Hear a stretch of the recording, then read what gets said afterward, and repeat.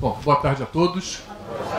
Para aqueles que não, digamos, nunca assistiram palestra comigo, não se preocupe que não vai ter vídeo, não tem nada que os faça dormir. As minhas palestras são, eu costumo chamar de um plantão fiscal coletivo. E é o seguinte, não tenham medo de perguntar, não achem que aquela pergunta é só sua. Aquela pergunta que você pensa que é só sua, certamente vai servir para diversas outras pessoas. E eu vou tentar, digamos, a partir da pergunta, lembrar do tema e explanar um pouco mais, tentar ir além da pergunta para dar chance das pessoas pensarem que tem alguma outra dúvida, para eu tentar ajudar, ok? Bom, só para começar a esquentar, eu vou falar um pouquinho das novidades do programa desse ano. São relativamente poucas novidades, porque como a Ladeira falou, digamos, o Conselho não tem recurso, a Receita também está numa escassez de recursos lá, então não deu para fazer tudo aquilo que a gente pretendia para o programa deste ano. Mas a gente conseguiu fazer alguma coisa que a gente pretendia facilitar a vida de vocês. A primeira novidade, diria que é boa, é a questão das cotas. Vocês ainda não perceberam isso, mas o programa desse ano vai imprimir todas as cotas com multa ou atualização monetária, se for o caso. Tá? Vocês não vão precisar entrar no Cical, nada disso, entrar no extrato para buscar as cotas atualizadas. O programa vai imprimir todas as cotas, todas com código de barra, se tiver dentro do prazo, só com o juros Selic, se tiver atrasado, com o cálculo dos acréscimos legais. Ok? Essa é a primeira novidade.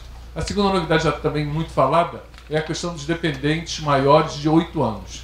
Quem tem dependente que completou 8 anos até dezembro de 2017 está obrigado a ter CPF.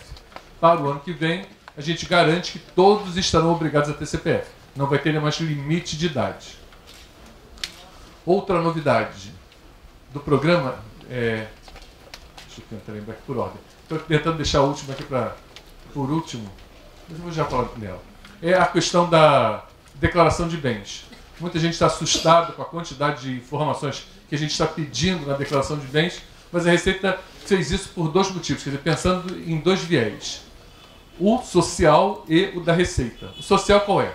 A gente percebe que muita gente, e vocês melhor do que eu sabem disso, têm experiência disso, tem muita gente que faz a declaração e coloca lá simplesmente uma casa, 500 mil reais, um apartamento, 200 mil reais, não faz nenhum detalhamento desse imóvel ou desse bem que ele tem.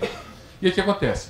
A única coisa certa que a gente tem nessa vida, o que é? A morte. Certamente um dia vamos morrer e vamos deixar esses bens para os nossos herdeiros, que vão tomar uma surra danada para tentar descobrir o que a gente deixou para eles. Se as pessoas fazem a declaração, digamos, bem feita, detalham o que tem, etc., etc., vai ficar muito mais fácil resolver essa questão do inventário. E mesmo não sendo inventário, tem muita gente, se tiver a coisa organizada na sua declaração, vai ter muito mais facilidade em levantar. E da mesma maneira que tem gente que coloca só um apartamento e o valor, tem aqueles que detalham muito bem a declaração. Só que faltava uma sistematização, uma organização desses dados. E a gente procurou separar isso em quadros, quer dizer, em pequenos quadrinhos, para poder, digamos, organizar, padronizar essa informação. Faço minha culpa aqui, em nome da Receita, que o quadro ficou horrível, está muito mal, digamos, está muito mal diagramado, digamos, as coisas estão fora da ordem, deveria primeiro vir os dados do imóvel, endereço, etc., para depois vir o quadro de discriminação, mas essa foi uma demanda que a gente teve. A Receita, o programa da Receita funciona igualzinho escola de samba. Num ano, quando está na hora do distrito, você está pensando no enredo do ano seguinte. Todo ano é assim, a gente agora já está pensando, está catalogando as dificuldades que a gente teve esse ano, as reclamações que vieram de vocês, as observações que a gente teve ao longo desse período, março e abril, para quê? Para tentar implementar no ano que vem. E esta demanda, era uma demanda já mais ou menos antiga, mas a gente tem que a gente chama de um backlog, tem uma lista de coisas que a gente gostaria de fazer no programa. Só que cada vez mais por necessidade financeira, a gente não consegue implementar tudo porque a gente tem que pagar uma empresa que faz o programa. Não é a Receita quem desenvolve o programa. A Receita paga para alguém fazer o programa, supervisiona e orienta. E essa empresa, digamos, obviamente, tem que sobreviver, ela nos cobra por aquilo que a gente pede. Então, cada coisa que a gente inventa é um custo a mais. Então, em algum momento a gente tem que cortar, não, isso aqui não dá para fazer esse não, deixa para o ano que vem, e deixa para o ano que vem. A gente tem uma lista imensa de coisas que a gente gostaria de fazer, mas não foi possível ainda fazer. E aí o que acontece? A gente, porque a gente tinha essa demanda, tinha que fazer, e não tinha tempo, o que a gente tentou fazer? Tentou trazer as informações mais ou menos parecidas com o que está na declaração de final de espólio. Se vocês repararem, essa declaração de ajuste está muito parecida na ficha de declaração de bens com a declaração final de espólio. Só que a gente não tinha ideia, quer dizer, nunca nenhum de vocês tinha reclamado da declaração de final de espólio, o que tem que colocar nela. Então a gente achou que era uma coisa tranquila, bom, vamos colocar tudo que tem na declaração de final de espólio e vamos acrescentar um pouquinho a mais. Só que foi um Deus nos acuda, está todo mundo reclamando com certa razão, mas esse ano não é obrigatório colocar esses dados. Eu imagino que vocês vão entregar as declarações para os seus clientes e vão pedir, ó, agora faz o seu dever de casa, bota tudo aqui, o número do registro, o IPTU, etc, etc, porque quando você me entregar isso no ano que vem, já está tudo prontinho para eu colocar certo. Tá? Este ano não precisa, não é necessário, não é obrigatório. Possivelmente o ano que vem será. Ok? Bom, uma outra novidade do programa, isso é uma novidade da legislação, é a questão do administrador de imóveis, administrador e corretor. Vocês sabem que existe a DEMED. O que é DEMED? É aquela declaração que as pessoas jurídicas, prestadores de serviços médicos e planos de saúde fazem e entregam para a Receita, dizendo o quê? Dizendo quem pagou, o quanto pagou e a quem foi prestado o serviço. Isso, logo que foi criado, a gente teve um ganho enorme. 10% das pessoas que cairiam na malha por despesa médica deixaram de cair por conta da DEMED. Por quê? Porque a Receita trabalha com cruzamento de informações. Então a DEMED melhorou muito a nossa vida e a vida de todo mundo, porque, digamos, foi menos incomodado para, digamos, provar que era verdade o que estava na declaração. Baseado nessa experiência, a gente conseguiu, desde o ano passado, obrigar os profissionais médicos a informar nas suas declarações o que eles receberam, de quem receberam e a quem foi prestado serviço. Ok?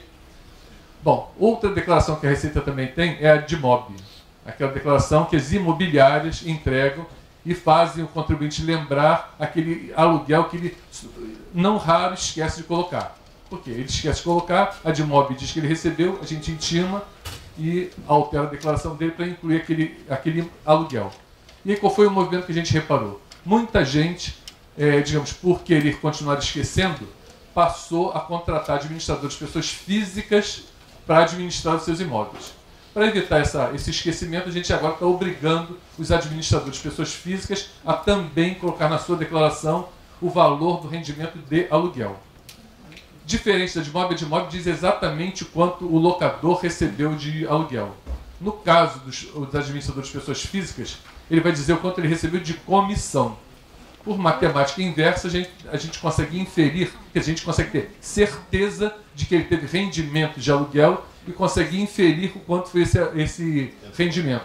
Porque a taxa de condomínio não varia, não muda muito entre 8% e 10%, então dá para a gente ter uma noção de quanto aquele contribuinte recebeu de aluguel para ver se vale a pena incomodá-lo em lançá-lo ou não. Bom, o que mais? Eu acho que para começar, tá bom, eu abro aqui as perguntas, aí vocês vão perguntando, eu vou tentando falar alguma coisa a mais. Quem começa?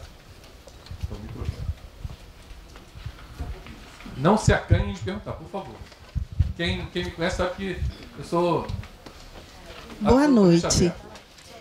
Eu tenho uma cliente que chegou para mim esse ano e a mãe dela comprou um apartamento em 2016, deu a entrada em 2016, mas esse apartamento não está na declaração. E o financiamento está no nome da filha, mas só saiu o financiamento agora em 2017. A minha dúvida, eu tenho duas dúvidas. Uma é, eu lanço o imóvel, eu declaro o imóvel na declaração da mãe, que é efetivamente a dona, ela que está pagando, embora o financiamento esteja no nome da filha, e eu tenho que retificar a declaração do ano passado, porque ela não tinha colocado. A entrada foi dada em 2016. Tá, então vamos ver. De direito, quem tem esse imóvel é a filha, porque a escritura está no nome dela, financiamento. Não, ainda não tem escritura. No mínimo deve ter uma promessa de compra e Só venda. tenho promessa, mas está no nome da mãe. A promessa de compra e venda está no nome da mãe? É. Então, de direito, o imóvel é da mãe. Então, ele deve constar na declaração da mãe. Você deve retificar a declaração de 2016, incluindo esse imóvel. E, digamos, o que acontece? No imóvel, quando você compra um imóvel financiado não gera dívida, ok? Se você tem um imóvel financiado, você jamais vai colocá-la como dívida de R$11 o valor da sua dívida com esse imóvel. Ao contrário, você vai descrever o imóvel, vai dizer o quanto pagou até 31 de dezembro do ano em que você comprou e vai agregando a cada ano tudo que você gastou com ele. As prestações, tanto a amortização do financiamento, quanto os juros, o seguro, tudo que você pagar por ele, e até alguma obra que você venha fazê-lo, você vai agregar no valor desse imóvel. Em relação à prestação, você vai somar as prestações e vai colocar direto na coluna ano calendário o valor total. Com relação a benfeitorias, a obras que você fizer nesse apartamento que você comprar, você vai primeiro criar um novo item de benfeitoria, vai dizer o quanto você gastou nas benfeitorias. No ano seguinte, essa benfeitoria se soma ao valor do imóvel e some da declaração. Tá? Então, por hipótese, se você comprou um imóvel, se você fez benfeitoria em 2017, na coluna 31 de dezembro de 2015, vai estar zerada. Coluna 31 de dezembro de 2016, a coluna vai estar zerada. 31 de dezembro de 2017, você vai colocar o quanto você gastou na benfeitoria, isso na declaração de 18. Na declaração de 19, o que você gastou continua na coluna de 17, que aí passa a ser a coluna do ano anterior, e na coluna do ano calendário, que vai ser 18, fica zerada. E o valor do bem deste imóvel, ele vai ser somado ao valor da benfeitoria, ok? Então, ao longo do tempo, esse bem vai crescendo de valor, de maneira que, ao final desse financiamento, você terá pago, ele estará muito mais valorizado do que o valor da escritura, tá? E aí, deixa eu complementar. As pessoas me perguntam, eu comprei, tem um cliente, tem alguém que comprou um imóvel e esqueceu de colocar na declaração. Já há muito tempo comprou esse imóvel e esqueceu de colocar na declaração. O que é que eu oriento essa pessoa? Ela vai ter que retificar. Se ele comprou antes de até 2012, ele teria que retificar as declarações de 14, 15, 16 e 17, informando esse bem, só que se ele esqueceu de colocar o bem na declaração, certamente ele esqueceu de guardar as notas das benfeitorias que ele fez. Ou até, digamos, os boletos bancários do financiamento que ele pagou. Então, o que vai acontecer? Ele vai ser prejudicado, que ele vai ter que colocar o valor da escritura. Tá? Ainda mais se for um bem antigo, nunca colocou, ele não vai ter, digamos, coisa nenhuma para provar, ele simplesmente perdeu a chance de ter esse imóvel valorizado corretamente, ele vai colocar o valor da escritura. Ok? Se esse contribuinte, apesar de tudo, apesar de ter esquecido de colocar na declaração, ele tiver guardado os documentos que provam o que ele pagou de prestações e o valor das benfeitorias, ele pode incluir isso na declaração nos anos respectivos das obras. Okay? Só uma complementação. O financiamento está sendo pago com débito automático na conta da filha. Isso não tem problema. Eu posso informar isso na descrição? Tem alguma coisa estranha. Se ela já tem financiamento, certamente já tem uma escritura já registrada. Porque eu nunca vi um banco fazendo um financiamento sem ter a garantia fiduciária. Ela só me deu o documento do financiamento, aquele contrato. Então, certamente, se foi feito um contrato, o banco ele não joga para perder. Ele só te dá um dinheiro se ele tiver absoluta garantia de que ele vai ter de volta. E a absoluta garantia que ele vai ter de volta é o direito de tomar o apartamento. Então, esse apartamento certamente já tem uma escritura em nome digamos, da compradora, da mãe ou da filha, com alienação fiduciária em nome do banco. Então tem que ser no nome de quem está na escritura. Tá. Okay? Obrigada. Nada? Diga. Leônidas, boa tarde. Só uma pergunta. Um cliente meu, já um cliente meu antigo, ele faleceu e agora acabou o inventário dele. O inventário dele, na partilha, saiu bem diferente dos bens que ele declarava. Por exemplo, ele tinha uma chácara. Agora essa chácara veio como lotes de terrenos. 8 lotes de terreno. Não o valor da chácara que ele declarava. Tá? E majorou também todos os bens dele. Tá? Eu vou ter que fazer o ganho de capital, é lógico. Tá? Mas o grande problema é essa chácara, que agora tem 8 lotes de terreno que compõem essa chácara e foi dividido na partilha um bem para cada filho, um lote de terreno para cada filho. Bom, o que acontece? Eu imagino que se foi feito o inventário, certamente o que está descrito no formal de partilha ou na escritura pública é o mais correto. Porque o oficial do registro teria a obrigação de buscar a matrícula desses imóveis para fazer lá, para dizer a quem coube cada um. Então, o fato do seu cliente do falecido, ter chamado de chácara, simplesmente não muda nada. Certamente chamou de chácara uma reunião de lotes que devem estar registrados no RGI. Tá? Então, na descrição, eu me valeria do que consta na escritura pública de inventário ou na sentença, no monte a partilhar, me valeria mais disso do que está descrito pelo declarante. Isso é um primeiro ponto. Eu estou falando primeiro da descrição. Com relação ao valor. O valor ele não pode, quer dizer, se o inventariante, e aí essa capacidade, esse direito, esse poder é do inventariante. O inventariante pode transferir esses bens por um valor maior que aquele que constou na última declaração do falecido, na última declaração do espólio, ok? Se ele passar por um valor maior, ele, inventariante, vai apurar o ganho de capital e o espólio vai pagar esse ganho de capital.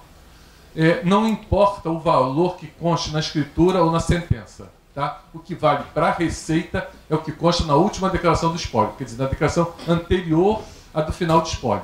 Se for transferido por um valor maior, apura-se o ganho de capital. Se for transferido pelo mesmo valor, nada de ganho de capital a apurar. Lembrando que, no caso de imóveis residenciais, é interessante você, se você for fazer a declaração do final do espólio, você verificar com os herdeiros qual é a perspectiva deles futura em relação a esse imóvel. Por quê? Se os herdeiros, no monte tiver alguns imóveis residenciais e os herdeiros tiverem a pretensão, a perspectiva de vender esse imóvel residencial para comprar um outro residencial, eu não aconselharia a adiantar o pagamento do imposto. Tá? Quando você apura o ganho de capital no espólio, o que você está fazendo? Você está adiantando o pagamento de imposto. Por quê? Porque o herdeiro pode ou não vir a ter que pagar imposto no futuro. Se for um imóvel residencial e o seu cliente lhe garantir que pretende vender aquele imóvel residencial para comprar um outro residencial de igual ou maior valor, eu não aconselho a majorar esse valor, receba pelo valor que está na última declaração do espólio e na hora de calcular o ganho de capital, do herdeiro calcular o ganho de capital na venda, ele pode se valer daquela MP do bem que dá direito à isenção. Se esse imóvel não for um imóvel residencial, aí sim vale a pena você majorar esse valor. Por quê? Porque certamente o espólio vai pagar menos ganho de capital do que o herdeiro pagará no futuro quando vier a vendê-lo. Ficou claro isso? A maioria são terrenos. Imóveis residenciais, ele deixou 3 e 4 salas, os restantes são terrenos. Então, terreno não é imóvel residencial, portanto não gozaria do benefício da MP do bem. Você vai ter que fazer o que ele chamava de chácara, você vai ter que fazer uma divisão de valor. O valor total da chácara vai ser dividido pelo número de lotes, considerando que todos eles tenham o mesmo valor, para atribuir para cada lote uma fração daquele valor total que ele chamou de chácara. Então tá bom, obrigado. Boa tarde. Sim. Minha dúvida é referente a plano de saúde. São 2 perguntas. Plano empresarial, o boleto em nome da empresa, com 2 pessoas. As pessoas físicas podem declarar na despesa? Segundo, uma pessoa trabalha CLT, tem os filhos no plano de saúde da empresa descontado no contra-cheque. Ele pode colocar como despesa dos dependentes também esse plano de saúde? Tá, então vamos falar um pouco de plano de saúde. O que acontece? Quando você tem quando você contrata um plano de saúde e você é uma pessoa jurídica, seja, digamos, uma empresa, uma associação, um clube, seja o que for, quem tem o chamado plano coletivo empresarial, quem tem a obrigação de fazer a DMED, aquela declaração que eu já falei antes, é o contratante. Quer dizer, é a empresa, o clube, ou a associação, seja lá quem for. Ok? Por quê? Porque, veja bem, você pode... No caso, esse exemplo que eu vou dar não é muito bom, por quê? Porque, neste caso, a DMED viria dentro da DIR. Mas vamos abstrair, vamos fazer de conta que você não coloca a DMED dentro da DIRF, vamos fazer de conta que a empresa, digamos, por alguma razão não faz DIRF, ok? Você tem lá uma empresa que tem diversos empregados. E aí você chega para o nível mais alto, para a sua diretoria, e diz, olha, o negócio é o seguinte, eu vou lhe pagar um salário X e vou lhe dar um plano de saúde diamante da Sul América. E aí você sabe que quer dizer, o seu empregado sabe que aquele plano de saúde vale uma fábula de dinheiro. Então, ele está lhe pagando relativamente pouco de salário, mas em compensação está lhe dando um benefício enorme. Diz, ó, vou lhe dar esse plano de saúde, você não vai pagar nada por ele. E vou deixar você colocar toda a sua família nele. Também 0,800. Chega lá para o seu nível intermediário e diz, ó, vou lhe dar um salário Y e vou lhe dar um plano de saúde que você vai pagar só 50% do custo. E o funcionário também fica feliz porque o salário não é tão bom, mas em compensação ele vai ter um plano de saúde muito bom e ele só vai pagar metade. Chego lá para o meu chão de fábrica e digo, ó, o negócio é o seguinte, vou lhe dar um salário Z e vou deixar você entrar no plano de saúde da empresa, que a empresa está contratando, e você vai pagar só o que a empresa tiver que pagar. E com certeza é muito mais barato do que você pagaria num plano aí fora. Ok? E aí, digamos, por hipótese, digamos que todos os nossos empregados tivessem todos 30 anos de idade, quer dizer, a mesma faixa etária. Eu chego lá na Sul América e digo, ó, quanto é que vai me custar esse plano? A Sul América, ó, estão todos iguais, todos da mesma faixa etária, vai lhe custar R$1.000 cada um. Eu tenho no total 100 empregados, quer dizer, a Sul América vai faturar contra a minha empresa o quê? R$100.000 por mês. Ok? Só que a Sul América não sabe quanto cada um me custou. Ela pode até imaginar que todos pagaram R$1.000, mas digamos, a minha diretoria não pagou absolutamente nada. Eu absorvi essa despesa. O meu nível intermediário só pagou metade. O chão de fábrica pagou tudo. O que eu quero dizer com isso? O plano de saúde não sabe com quanto cada um arcou. E o contribuinte só pode deduzir aquilo que foi ônus dele. Tá? Por exemplo, a minha diretoria não vai deduzir nada na declaração deles. Por quê? Porque eles não pagaram nada. Tá? Então, num plano coletivo empresarial, quem tem a obrigação de fazer a DMED é o contratante. Ok? Bom, e aí, voltando aqui, tentando responder agora a pergunta. Eu sempre faço um preâmbulo para tentar responder a pergunta para ficar mais fácil. Se você tem uma empresa você tem um plano de saúde contratado, um plano de saúde coletivo empresarial, você, como beneficiário deste plano, você precisa provar que reembolsou ao contratante aquela despesa. Ok?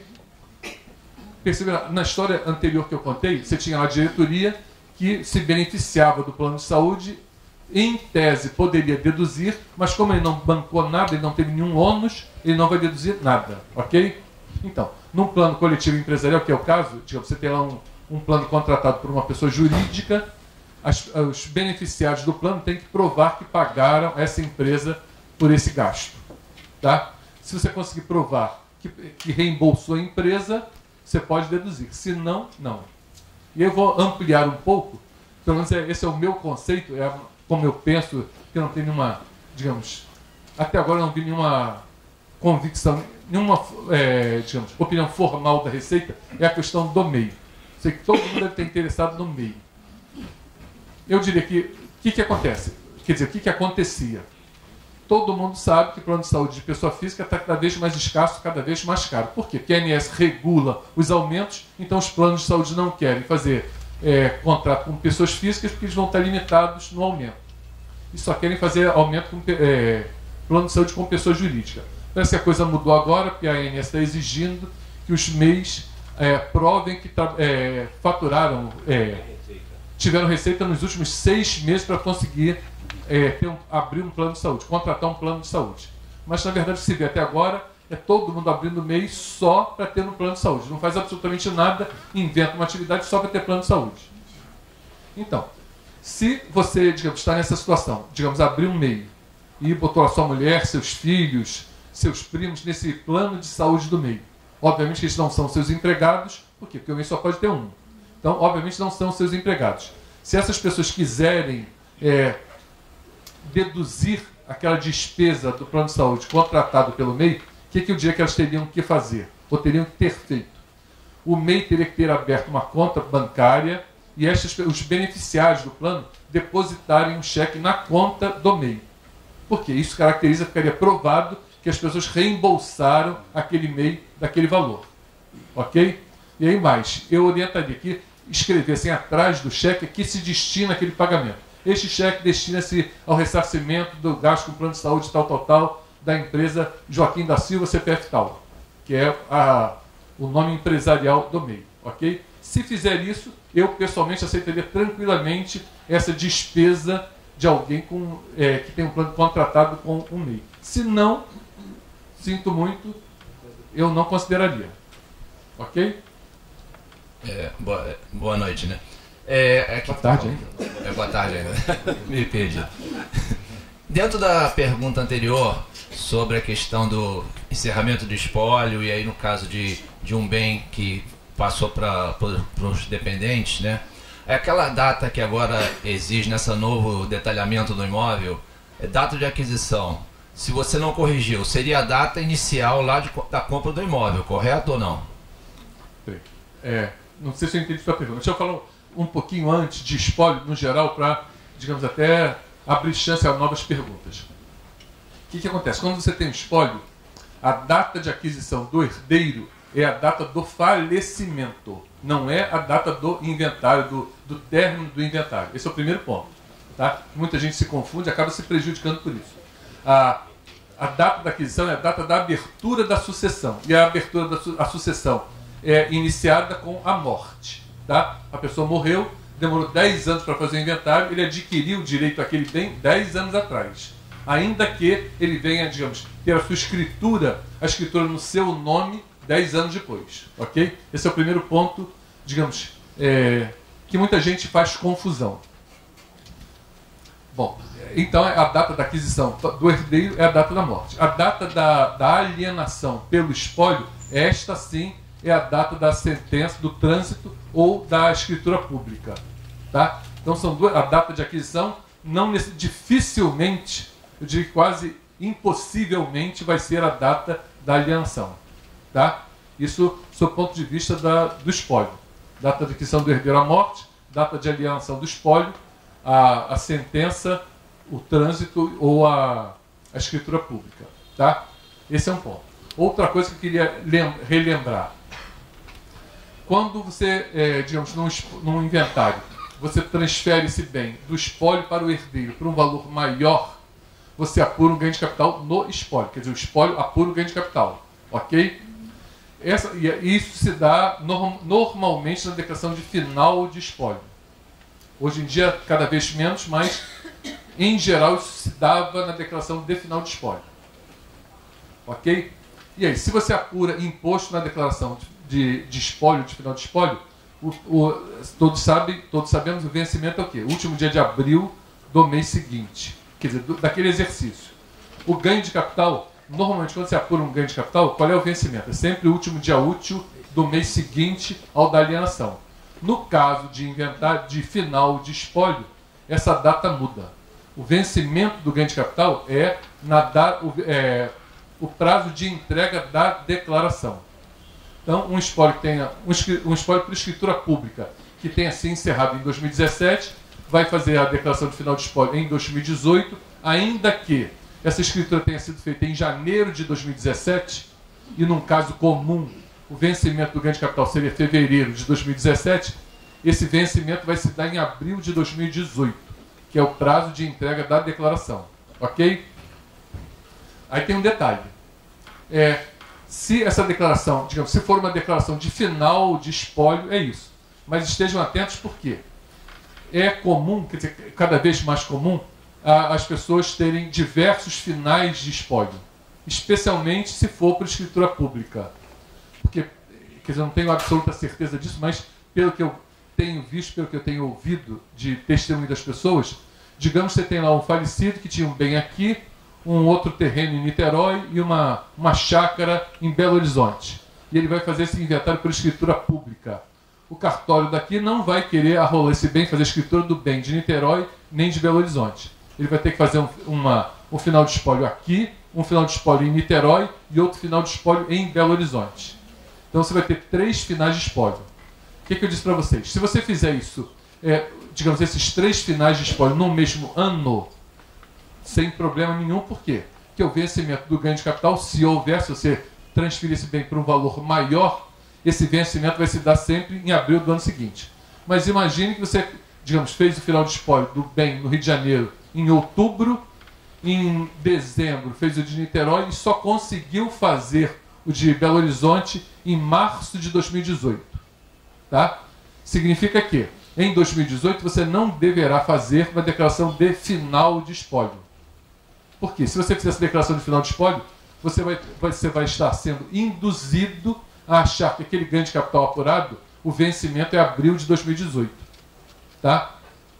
Mas aí, você faz na hipótese de você erradamente fazer essa declaração de final de espólio em 2018. Quando você vier a fazer a sobrepartilha, quer dizer, um novo final de espólio lá de Belo Horizonte em março, você vai ter que retificar aquela declaração de final de espólio entregue em 2018, uma declaração intermediária de espólio, e fazer uma nova declaração de final de espólio em 2019. Então, aquilo que você pagou em abril, pensando que estava correto, se você, digamos, fez o primeiro final de espólio em março, o vencimento teria que ter sido abril, 30 de abril. Fez outro em outubro, o vencimento seria novembro. Você pagou esses dois em abril, você vai ter que retroagir isso e vai estar sujeito a multa e juros sobre aquele ganho de capital não pago. Até aí está legal? Todo mundo entendeu? Não, eu digo a compreensão tá. E aí me perdoe, mas agora você, depois dessa história toda, revive sua pergunta, por favor. A minha dúvida é o seguinte, por exemplo, no caso da pessoa não corrigir o valor do imóvel na hora que encerrou todo o processo, tá? E aí, qual a data que vale como data de aquisição? Para efeito de quem está recebendo o bem. Então, para quem recebe, para o herdeiro, a data é sempre a data da morte. Tá?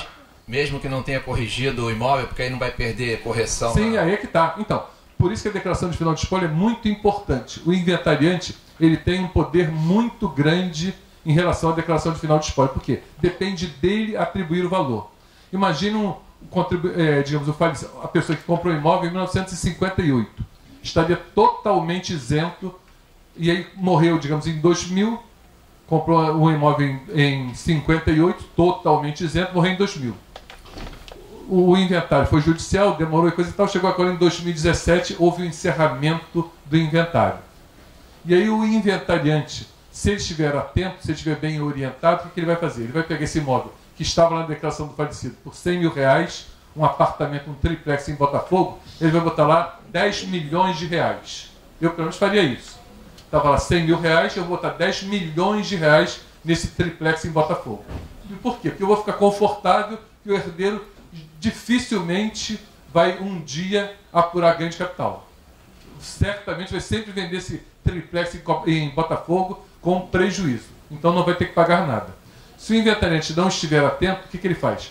Ele bota um valor lá qualquer, um valor, digamos, pode até ser próximo do valor de mercado, só que na hora que, digamos, o herdeiro receber esse bem, a data de aquisição do herdeiro vai ser o quê? 2010, quando houve falecimento.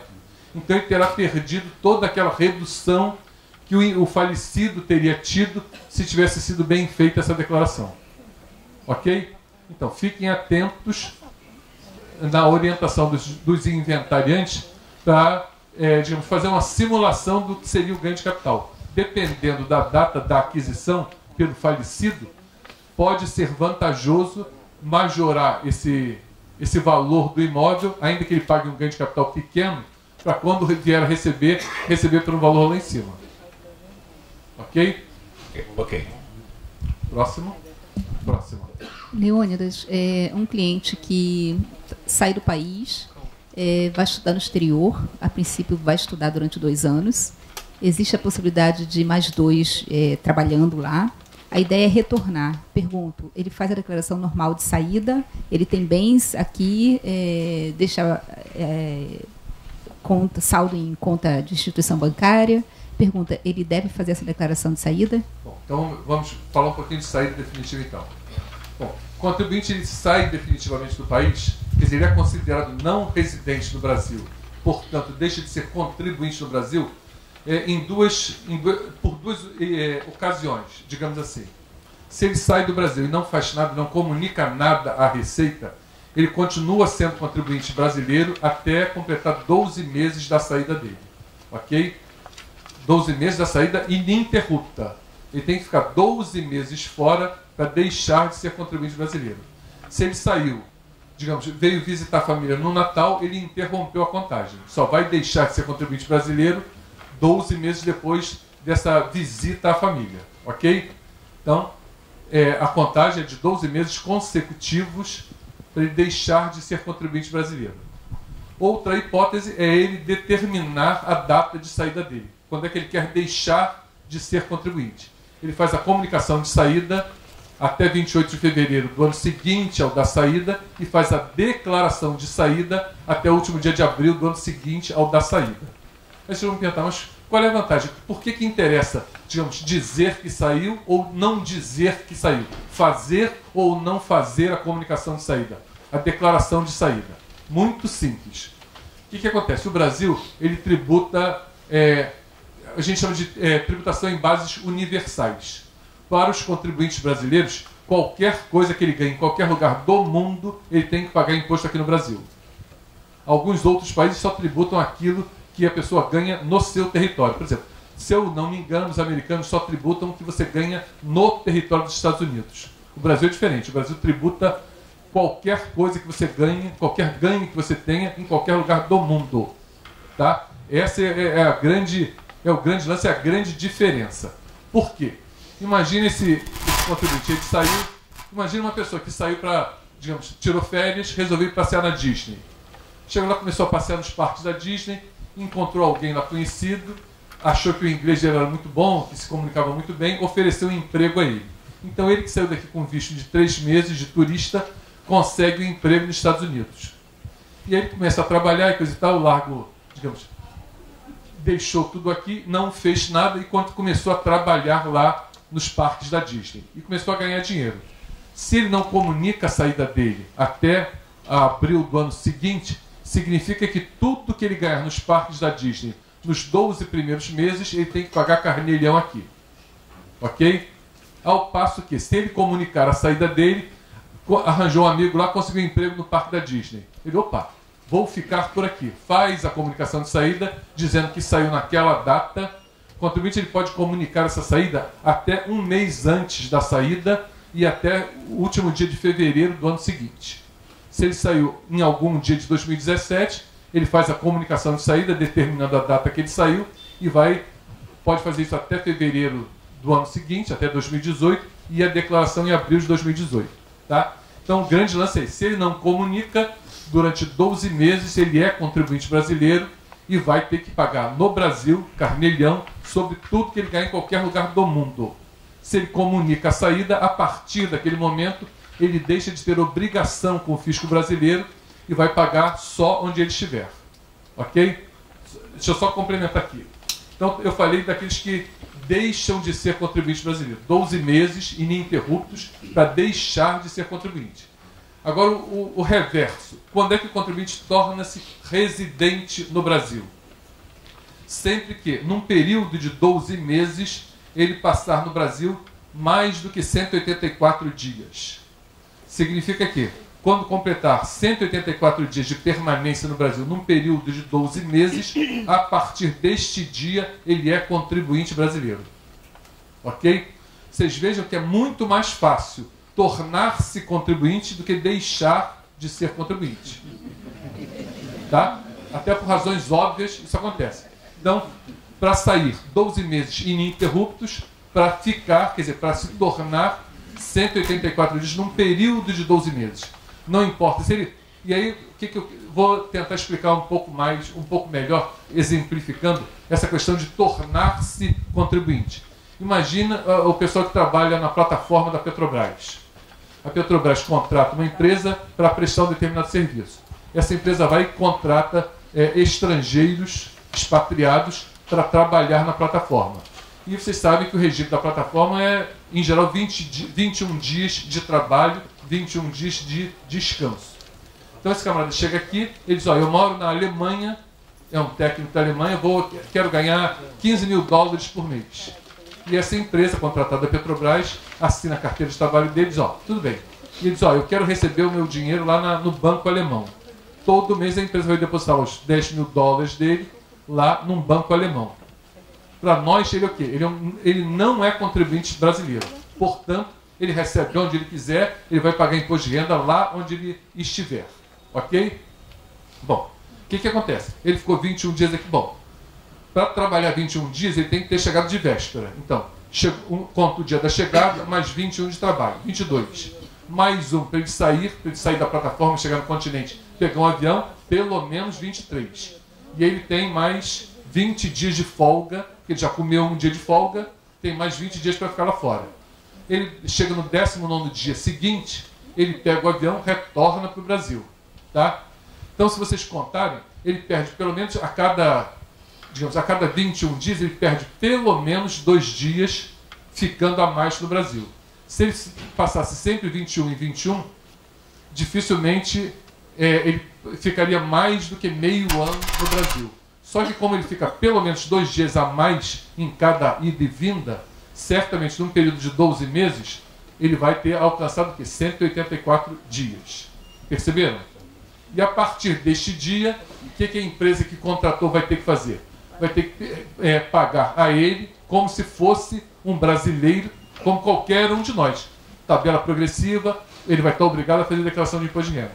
Ok? Só para complementar, desculpa. Tem que ser no microfone.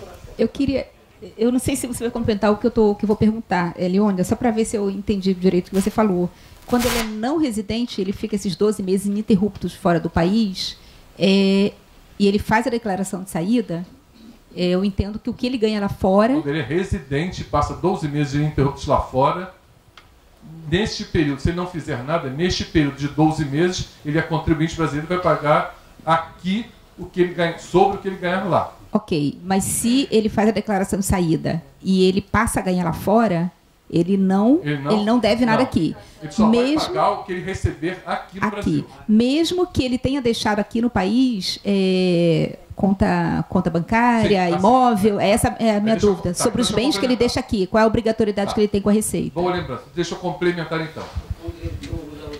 Então, contribuinte, digamos, ele saiu do Brasil, esse que foi lá para o Parque da Disney, estava atento, fez logo a saída, fez a comunicação de saída, portanto, a partir dali ele deixa de ser contribuinte brasileiro.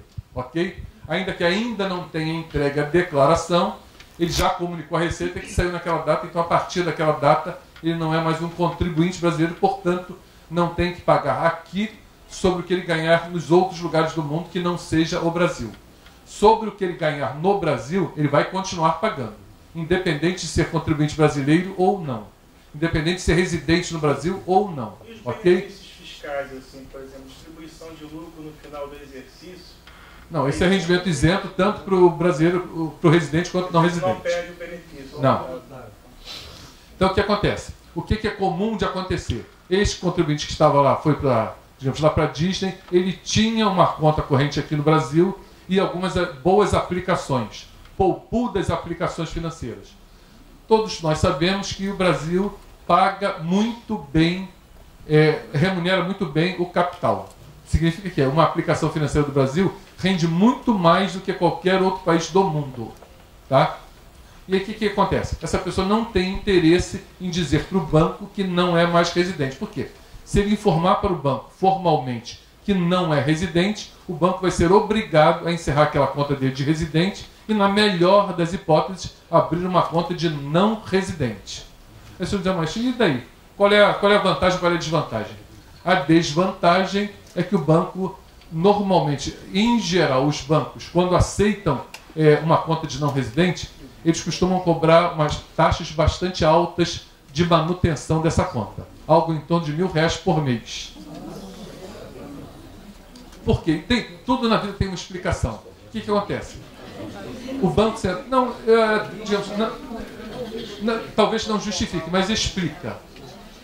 Para uma conta de não residente, o rigor do Banco Central em tomar conta dessas contas é muito maior. Significa que o cuidado que o banco vai ter com aquela conta de não residente é muito maior do que uma conta de nós brasileiros. Então, como ele vai ter mais trabalho, vai ter mais vai ter que ter mais cuidado, ele cobra mais pela manutenção dessa conta de um não residente do que de uma conta de residente. Tem bancos que sequer admitem abrir uma conta de não residente. Aqueles que abrem, em geral, cobram muito por essa conta. Ok? Bom, então o que acontece? Esse contribuinte tinha lá um poupudo investimento. Quando chegou ao longo do ano, rendeu, já tinha saído ao longo do ano, rendeu mais do que R$40 mil, como rendimento isento ou exclusivo na fonte. Tá? O que acontece? O banco vai informar para a Receita, com o código de residente, aquele rendimento de, digamos, R$60 mil. A Receita vai dizer, bom, tenho esse CPF aqui, que tem um rendimento de R$60 mil, com código de residente. Conclusão, esse contribuinte tem a obrigação de apresentar a declaração. Se ele não apresenta, ele fica o quê? Com o CPF suspenso. O CPF suspenso proíbe-o de movimentar a conta bancária e ele fica por conta da vida porque a conta bancária dele está bloqueada. E aí o que ele faz? Se não estiver bem orientado, ele comete o segundo erro. Primeiro foi não ter informado formalmente ao banco. O segundo erro é o quê? Ele pede alguém para vir na Receita saber por que o CPF dele está bloqueado. Ou ele vai no banco, o banco diz, ó, aqui para a Receita, se o CPF está bloqueado, tem que bloquear a sua conta. Ah, mas por que está bloqueado? Ah, porque você não apresentou a declaração. Erradamente, o que ele faz? Apresenta a declaração. Quando ele apresenta a declaração, o que ele sinaliza para a Receita? Esse contribuinte retornou ao Brasil. E a partir daí, de novo, ele está obrigado a pagar sobre tudo que ganha em qualquer lugar do mundo. Isso é fato. Isso acontece. Vocês estão bem quanto eu, vocês sabem que isso acontece normalmente. Bom, e aí vamos então. O que ele não deve fazer? Não deve deixar de comunicar às fontes pagadoras que é não residente, para evitar esse problema. Se, digamos, não comunicou e aconteceu isso, qual é a solução? Ele formalmente informar as fontes pagadoras que ele é não residente e tanto no programa de declaração do imposto de renda quanto na comunicação de saída, existe um modelo, tipo um ofício, para que ele preencha com os dados da fonte pagadora e entregue na fonte pagadora. Ele leva isso na fonte pagadora, pega um carimbo disso lá, quer dizer, prova a recepção pela fonte pagadora da informação que ele é não residente, formaliza um processo administrativo pedindo que seja regularizado o CPF dele. Se ele já cometeu a besteira de ter feito a declaração, ele entra com o processo da mesma maneira, neste caso pedindo cancelamento das declarações indevidamente entregues. Ok? Esse caso das contas bancárias que tem aqui, eu tenho que encerrar tudo também no meu período? Bom, para aquele contribuinte que manteve as contas aqui nesse período, ele tem que encerrar as contas. No momento em que ele formalmente informar que é não residente, o banco vai exigir o encerramento dessa conta ou, no mínimo, a transformação dessa conta de residente para não residente. Normalmente, por que isso acontece? O camarada chega lá, digamos, ele vai sair do Brasil, então, um pouco antes de sair do Brasil, ele vai no gerente, ele tem a hipótese que ele tem uma boa aplicação, ele diz, gente, ó, estou saindo do Brasil. Consegui uma boca lá no Parque da Disney, estou saindo do Brasil. O gerente, que não é trouxa, ele sabe que se ele acatar essa informação e levar adiante, ele perdeu o cliente. Ele vai ser obrigado a abrir uma conta de não residente e ele não vai ser gerente daquela conta de não residente. Porque certamente o gerente de uma conta de não residente não é o mesmo gerente de uma conta de residente. Ele não quer perder a comissão, ele se faz de morto. Recebe a informação, não assinou nada dizendo que sabia, ele se faz de morto e deixa o barco lá. Ele empurra para o cliente o problema que o cliente vai ter. Isso é o que se constata na prática. E o procurador aqui na declaração? Sim.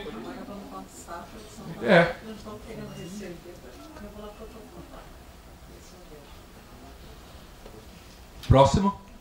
Anderson, eu queria que você complementasse um tema que foi abordado anteriormente, foi o plano de saúde.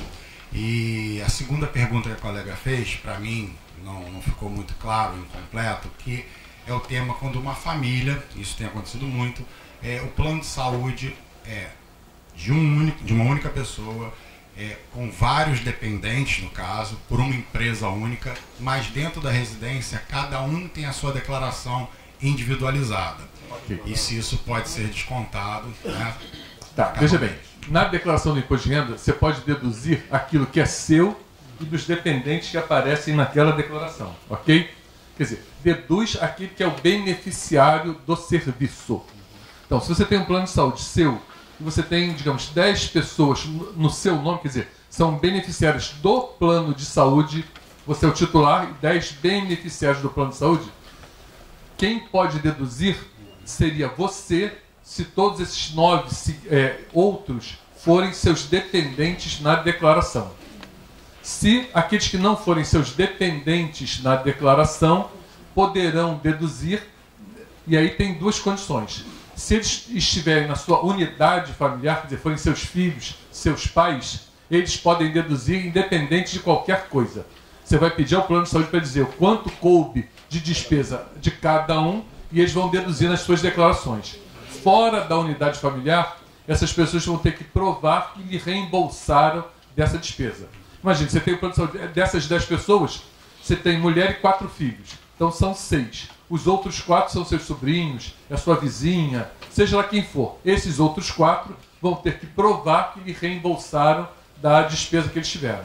Mas na unidade familiar, você pode deduzir, eles vão poder deduzir sem ter que provar que lhe reembolsaram. O próprio informe de rendimento já vem com a descrição de cada um e o Sim, valor, sim. né? Essa é uma obrigação do plano de saúde. Ele tem que lhe dar isso. Ele é obrigado a lhe dar isso. E com essa informação, os demais, né, da mesma Sim, unidade exato, familiar podem utilizar dessa informação. Bom, e aí eu vou aproveitar e vou lembrar algumas coisas a mais, já que estamos falando de despesas médicas. Por hipótese, você tinha lá um dependente seu, que era dependente, digamos, ele completa universitário, e ele completou 25 anos em dezembro de 2017. Ok? 25 anos, dia 27 de dezembro de 2017, completou 25 anos. Então, dia 27 ele deixou de ser seu dependente. Por quê? Pode ser dependente, o filho universitário cursando escola técnica até 24 anos. O que eu quero dizer com isso? Tem 24 anos todos aqueles que ainda não completaram 25. Não é quando você completa 24 que você deixa de ser dependente. Quando completa 25. Porque até completar 25 você tem 24. Ok? E aí o seu dependente, é o seu filho que era o seu dependente, meteu a cara no peru de Natal, passou mal, teve uma diverticulite, teve que ser internado no dia 26. Entrou no peru no dia 25, foi internado no dia 26. Ok? Dia 27 ele completou 25 anos, deixou de ser seu dependente. E aí chega no dia 2 de janeiro, ele é liberado do hospital, ele ficou internado, foi liberado do hospital e o hospital lhe apresentou a fatura. Você foi e pagou aquela fatura. Você vai deduzir essa despesa? Não. Por quê? Você pagou no ano seguinte, depois de deixar de ser seu dependente. Ok? Outra coisa. É comum cada vez mais as pessoas pagarem para conservação de embrião, cordão umbilical, célula-tronco. Conservação de material humano não é despesa médica. Portanto, não é dedutível. Ok? Qualquer despesa com conservação não é despesa médica, portanto, não é dedutível. Outra coisa, fertilização in vitro. Pelo menos até hoje, só é fertilizado in vitro quem? A mulher. Qual o gênero? A mulher. Então, o homem não deduz a despesa de fertilização in vitro. Tá? A menos que a mulher, digamos, declare junto com ele, e aí sim ele pode deduzir essa despesa. Mas ainda que ele tenha pago a despesa da fertilização in vitro da mulher, ele não deduz. Só quem pode deduzir é ela. E nesse caso, na unidade familiar, ela não precisa provar que reembolsou a ele. Ok? Lembrando também, nutricionista não é dedutível por não ser despesa médica. Instrumentadora também não. Tá? Eu não sei porque eu nunca vi instrumentador, só vejo instrumentadora. Só o gênero feminino. Curioso, né? Então, o que acontece? E aí deixa eu explicar melhor. A instrumentadora não é uma necessidade do paciente. A instrumentadora é uma necessidade do médico. Ok? Por quê? O médico é capaz de fazer uma operação sem instrumentadora? Claro que é. Só que, digamos, ele vai gastar mais tempo na operação, então vai perder tempo. O tempo que ele poderia fazer 2 cirurgias, ele só vai conseguir fazer uma. Então, por isso é uma necessidade dele. Digamos, é mais seguro para ele, por quê? Porque se ele tiver um instrumentador que o auxilia, o tempo da cirurgia vai ser menor, o campo vai ficar aberto muito menos tempo, portanto, digamos, o risco de contaminação é menor. Campo aberto menos tempo, menos contaminação. Então, É o problema do paciente. não, é o problema do médico, a responsabilidade do médico. Ele que tem que preservar. É o paciente. Não. Aí você vai ter que escolher bem o médico. Então essa necessidade é do médico, não é do paciente. O que eu quero dizer com isso? Quando você propuser uma cirurgia, o médico, se ele pretende lhe cobrar, digamos, 10 mil de cirurgia e 1.000 de instrumentador, você tem que pedir ele um recibo dele, médico, de 11 mil reais. Ele vai dizer, mas o que há? E eu vou pagar? Não, ele não vai pagar. Ele vai deduzir essa despesa necessária para ele, digamos, executar o serviço dele no livro caixa. Então, na verdade, ele vai pagar sobre 10 mil reais. Tá? Ele vai informar que pagou ao instrumentador, o instrumentador vai pagar sobre os 1.000, ele, digamos, declara os 11 e deduz 1.000 do instrumentador. Ok?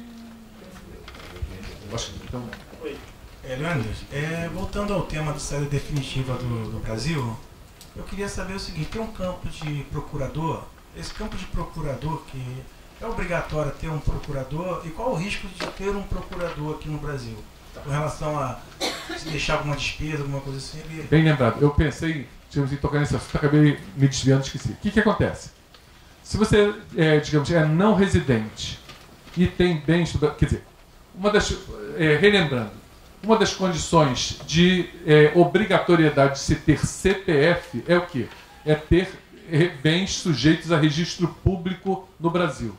Então, se alguma pessoa tem um automóvel, uma aeronave, uma embarcação, um imóvel no Brasil, ele é obrigado a ter CPF. Por quê? São bens sujeitos a registro público, obrigam essa pessoa a ter CPF, ok? Bom, esse é um ponto. Se você tem bens imóveis no Brasil que você aluga, você é obrigado a ter um procurador no Brasil. O fato de ter bens locados no Brasil obriga o não residente a ter um procurador. Tá? Então, respondendo objetivamente, é obrigado a ter procurador no caso do imóvel. Se você tem não residente, tem um imóvel alugado, é obrigado a ter um procurador? Sim.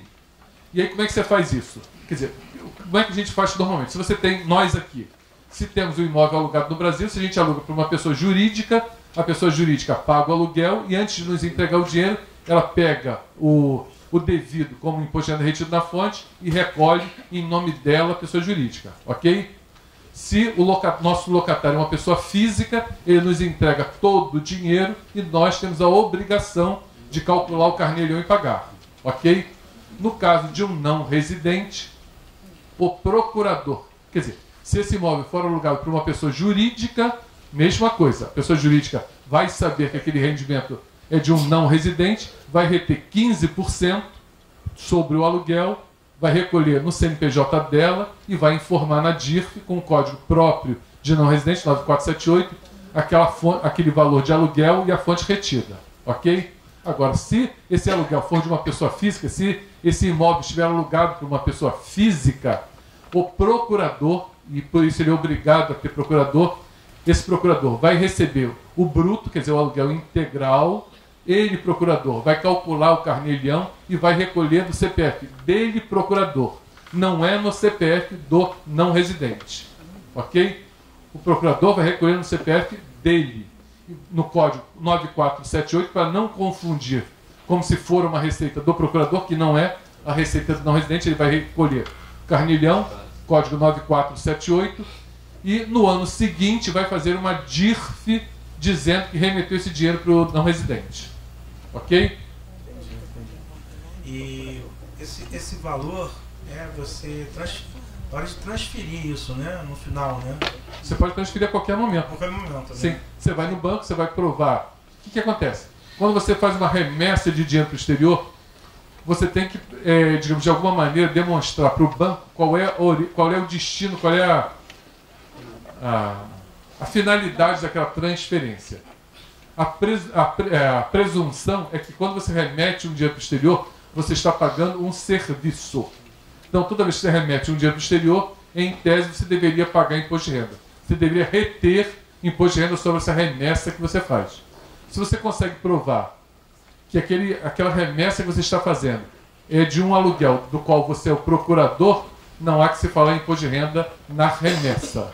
Se você manda o dinheiro, digamos, para a manutenção de um filho seu no exterior, você tem um limite que, se eu não me engano, estava em torno de 20 mil reais, não sei se mudou, você tem um limite para remeter um dinheiro para a manutenção do filho no exterior. Se você remeter mais do que isso, você vai pagar imposto. Se remeter até o limite, você não paga imposto sobre a remessa. Se eu não me engano, eles não, nesse caso, eles também não perdem o registro de estrangeiro, a carteirinha de... Eu acho que eles continuam tendo aquela carteirinha de estrangeiro que... Não, independente de ser estrangeiro ou não, um brasileiro que se ausente do Brasil, deixe imóveis aqui e alugue, ele vai ter que ter um procurador que vai fazer tudo isso. Ok? Continuando sobre o plano de saúde, eu fiquei numa dúvida, no detalhe.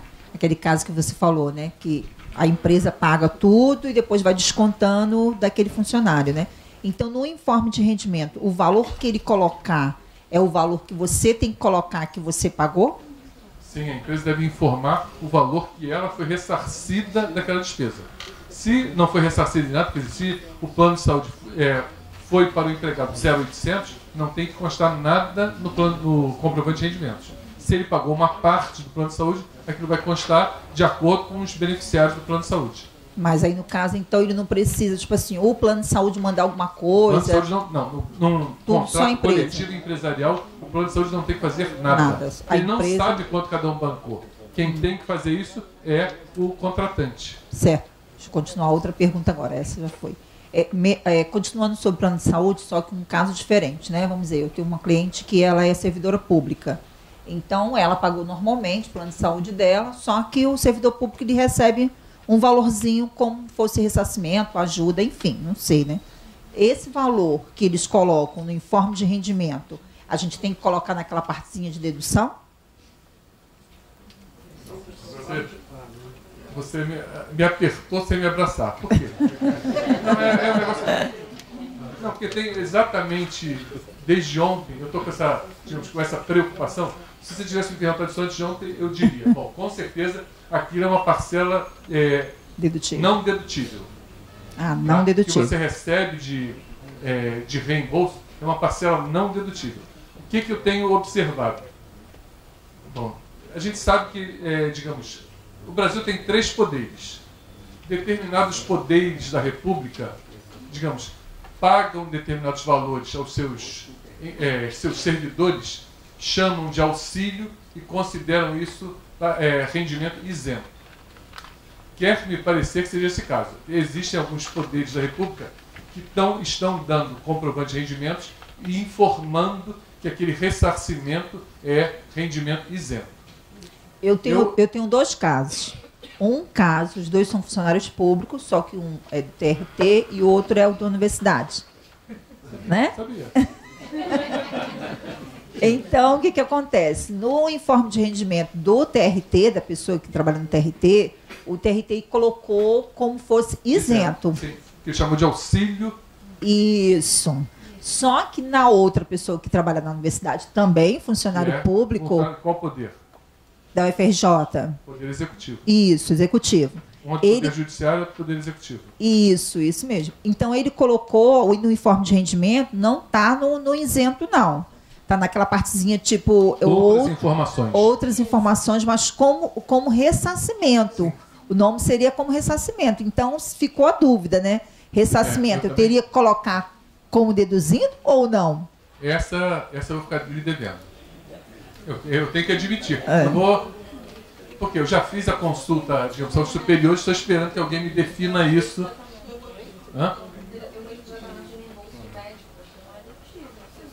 Sim, a regra é essa. Mas como eu disse para vocês, digamos, auxílio moradia, por exemplo, tem muita gente que diz que paga auxílio moradia e auxílio moradia é rendimento tributável. Só não será tributável. Quando é que o auxílio moradia não é rendimento tributável? Quando é pago pelo poder público para, digamos, lhe ressarcir da despesa que você teve, por hipótese. Não. Vamos pensar na regra geral. Por exemplo, você é funcionário da universidade e a universidade resolve lhe mandar para... A UFRJ lhe manda lá para o Amazonas para fazer um trabalho lá durante alguns meses ou alguns anos. Tá? Você é transferido de ofício para lá e, digamos, pelo seu cargo, e aí não são todos os cargos, dependendo do seu, digamos que você é um vice-reitor da universidade daqui, vai fazer um treinamento, vai trabalhar lá durante algum tempo. Pelo seu cargo, você teria o direito de um imóvel funcional. E aí chega lá no Amazonas, a universidade não tem o imóvel funcional a lhe dar. O que a União faz? O que o seu empregador faz? Tudo bem, eu vou lhe dar um auxílio moradia para você contratar um aluguel. Você contratar um aluguel, uma casa, ok? Só que isso tem um limite. Mas, vou lhe dar, digamos, R$3.000 para você pagar de aluguel. Se você conseguir uma casa de até R$3.000, eu lhe dou o que você gastar. Se passar de 3, está limitado nos 3. Então, se você conseguir uma casa por R$1.000, ele vai lhe dar R$1.000. Se você conseguir uma casa de R$3.000, ele vai lhe dar 3. Se você conseguir uma casa de 8, ele vai lhe dar 3. Tá? Não é um valor fixo, não é para todo mundo e está limitado. Tá? Existem casos que a gente sabe que as pessoas, todo mundo ganha auxílio moradia, não tem, digamos, a prova, assim, e esse vice-reitor do nosso exemplo, ele todo mês teria que provar que pagou aluguel. Se, digamos, ele chega lá, aluga uma casa durante 2 meses, depois arranja um amigo, vai morar com um amigo, ele perdeu o direito ao auxílio moradia. Por quê? Porque ele não precisaria ser ressarcido da despesa. Ele só vai ser ressarcido da despesa que ele tiver até um determinado limite. A gente sabe que tem muita gente que tem auxílio moradia e não é ressarcimento, é simplesmente uma rubrica a mais. Então, essa eu vou ficar devendo porque eu não tenho, digamos, a palavra da Receita, se este meu entendimento, se essa minha visão do que está acontecendo é verdadeira. Eu acho que sim. Também não sei se alguém vai ter coragem de botar isso por escrito, mas a minha visão é mais ou menos essa. Dependendo do poder. Mais uma perguntinha, já fora desse detalhe de plano de saúde, de ressarcimento, eu tenho um caso que a pessoa faleceu esses dias, né?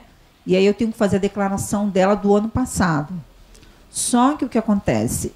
Que conta eu vou colocar? Agora, por quê? A conta que ele tinha, né, do Banco do Brasil, a filha já deu baixa. Então, que conta eu vou colocar? Bom, esse é um problema. Se ele faleceu este ano, a declaração não é de espólio, para começar. Tá? Só vai ser declaração de espólio no ano calendário da morte. A partir daí. Se ele não tem uma conta corrente, você vai informar qualquer conta, não vai ser creditado, e depois você vai ter que pedir ou coloca isso no monte a partilhar, ou tem que entrar com um processo administrativo provando quem tem direito àquele valor para receber. E, em geral, isso se faz depois do final do inventário. Por quê? Em resumo, perdeu dinheiro. Não perdeu, não. É porque ele não tem filhos. Ele é casado e não tem filhos. A esposa está doente. E a filha, que não é dele, né, no caso, é só da esposa, ela que está assinando toda a documentação da mãe, porque ela, como procuradora da mãe. Vai ter inventário?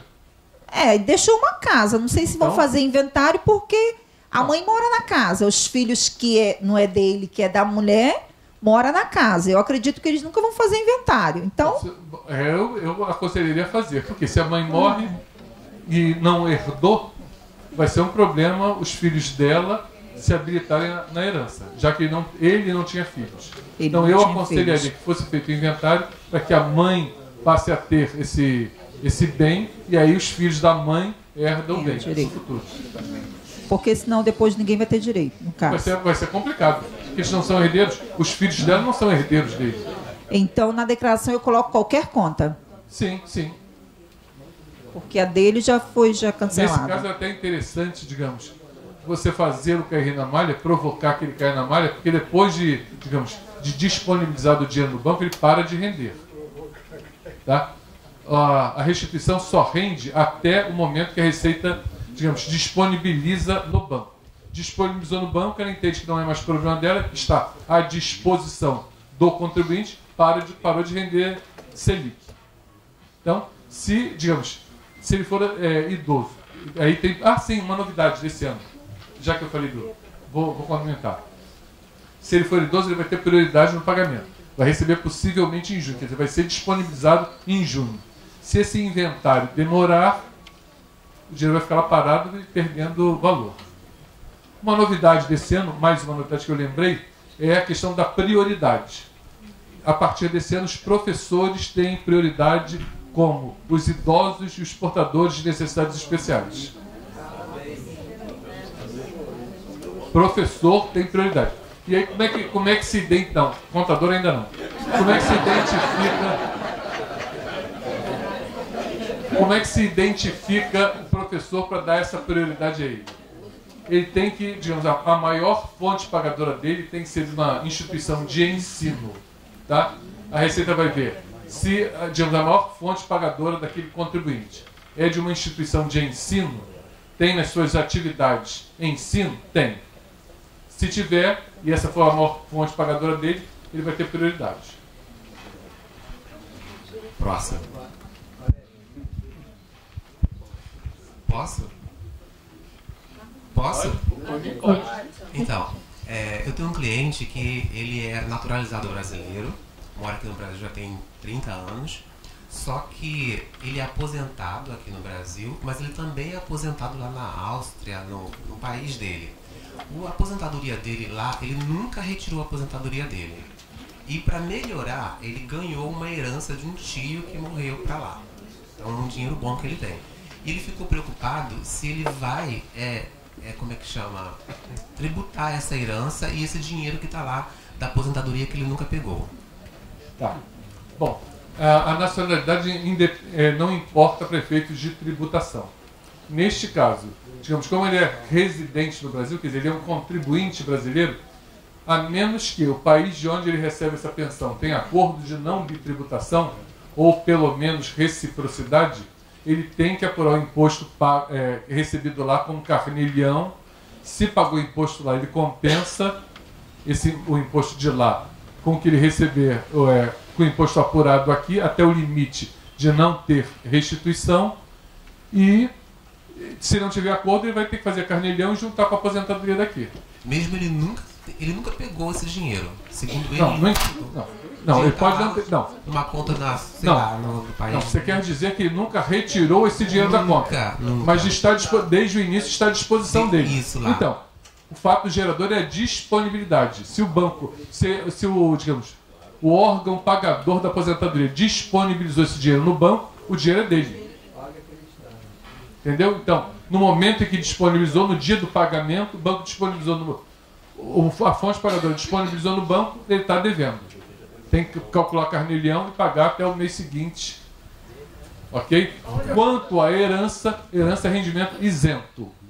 Desde que ele prove que o que ele recebeu lá é oriundo de herança, isso é rendimento isento. Ok. Só uma coisinha rapidinho. Eu tenho uma cliente que a mãe dela faleceu em 2015. Ela caiu na malha fina em 2013, 2014. Faleceu em 2015, não fez a declaração dela em 2016. Em 2017, a Receita mandou a intimação para ela, no caso, né? Então ela recorreu a mim para fazer essa retificadora das declarações. Porém, quando eu fui fazer a retificadora referente ao ano de 2013 e 2014, o CPF dela está cancelado. Aí eu não consegui mais andar. O que acontece? Com certeza não está cancelado, não. Deve estar suspenso. Está suspenso. Deve estar suspenso. O CPF está irregular, está suspenso. Tá? O que você precisaria fazer? Pegar a certidão de óbito, ir na Receita e pedir a regularização do CPF. Simples assim. Porque acontece, a partir de outubro, os cartórios são obrigados a informar para a Receita de maneira eletrônica os óbitos que aconteceram. Se o cartório não informou, ou se isso é anterior a outubro de 2017, a Receita pode ser até que ela saiba que a pessoa faleceu, mas ela não tem absoluta certeza. Por quê? Porque não houve uma comunicação formal do cartório que ela faleceu. Então você tem que ir na Receita, levando a certidão de óbito, o funcionário da Receita vai capturar alguns dados dessa certidão e vai tornar esse CPF titular falecido. Titular falecido é um CPF absolutamente regular, só que indica para a Receita que aquela pessoa morreu. Ok? Você pega, se ele não tiver dívida, ele vai ter certidão negativa, esse titular falecido. Suspenso não vai ter certidão negativa. Existe algum campo no site da Receita Federal onde a gente pode fazer uma pesquisa para saber se tem Bitributação é países que fizeram... O site da Receita ele tem lá os países em que o Brasil, com que o Brasil tem acordo de não bitributação ou reciprocidade. Tem. O site tem. Diga. Oi, boa noite. No caso de pessoas que saem para estudar fora do Brasil, que vão ficar 2 anos ou mais, como é que funciona a declaração delas no ano da saída e nos anos seguintes? Bom, quem sai para estudar é a mesma coisa de quem sai para trabalhar.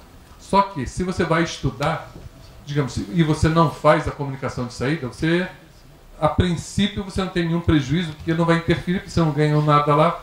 A partir do momento que você começa a ganhar lá, vai fazer toda a diferença você ter feito ou não ter feito a comunicação ou a declaração de saída definitiva, se tiver naqueles 12 meses. Ok? Uma outra dúvida, nada a ver com isso. Uma família, né, que teve só desmembramento com pagamento de pensão alimentícia.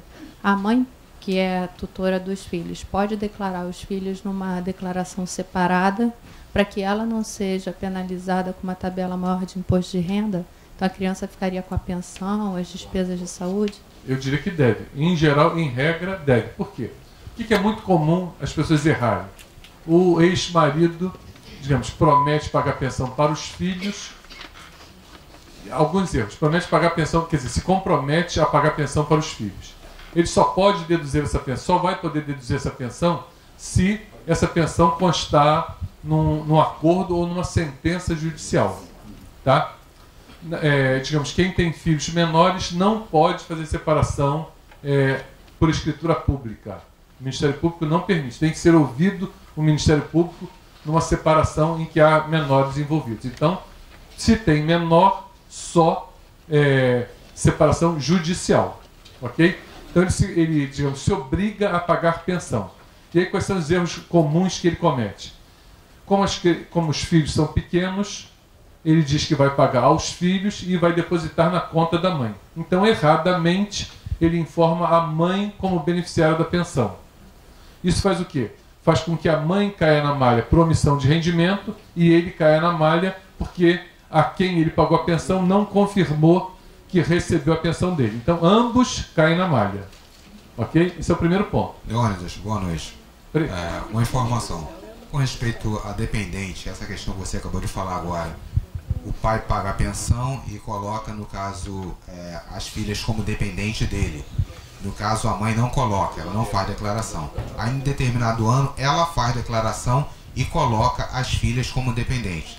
Depois ela pega e cancela, tira as filhas. E mesmo assim a declaração dele do ano anterior não foi liberada. Por que motivo, talvez? Bom, para quem paga pensão, ele só pode ter, digamos, os filhos como dependentes e alimentando no ano da separação. Quem paga pensão, no ano seguinte da separação, não tem mais dependentes. Vai ter alimentando, ok? E ele não vai poder deduzir. Bom, e só complementando aquela informação anterior.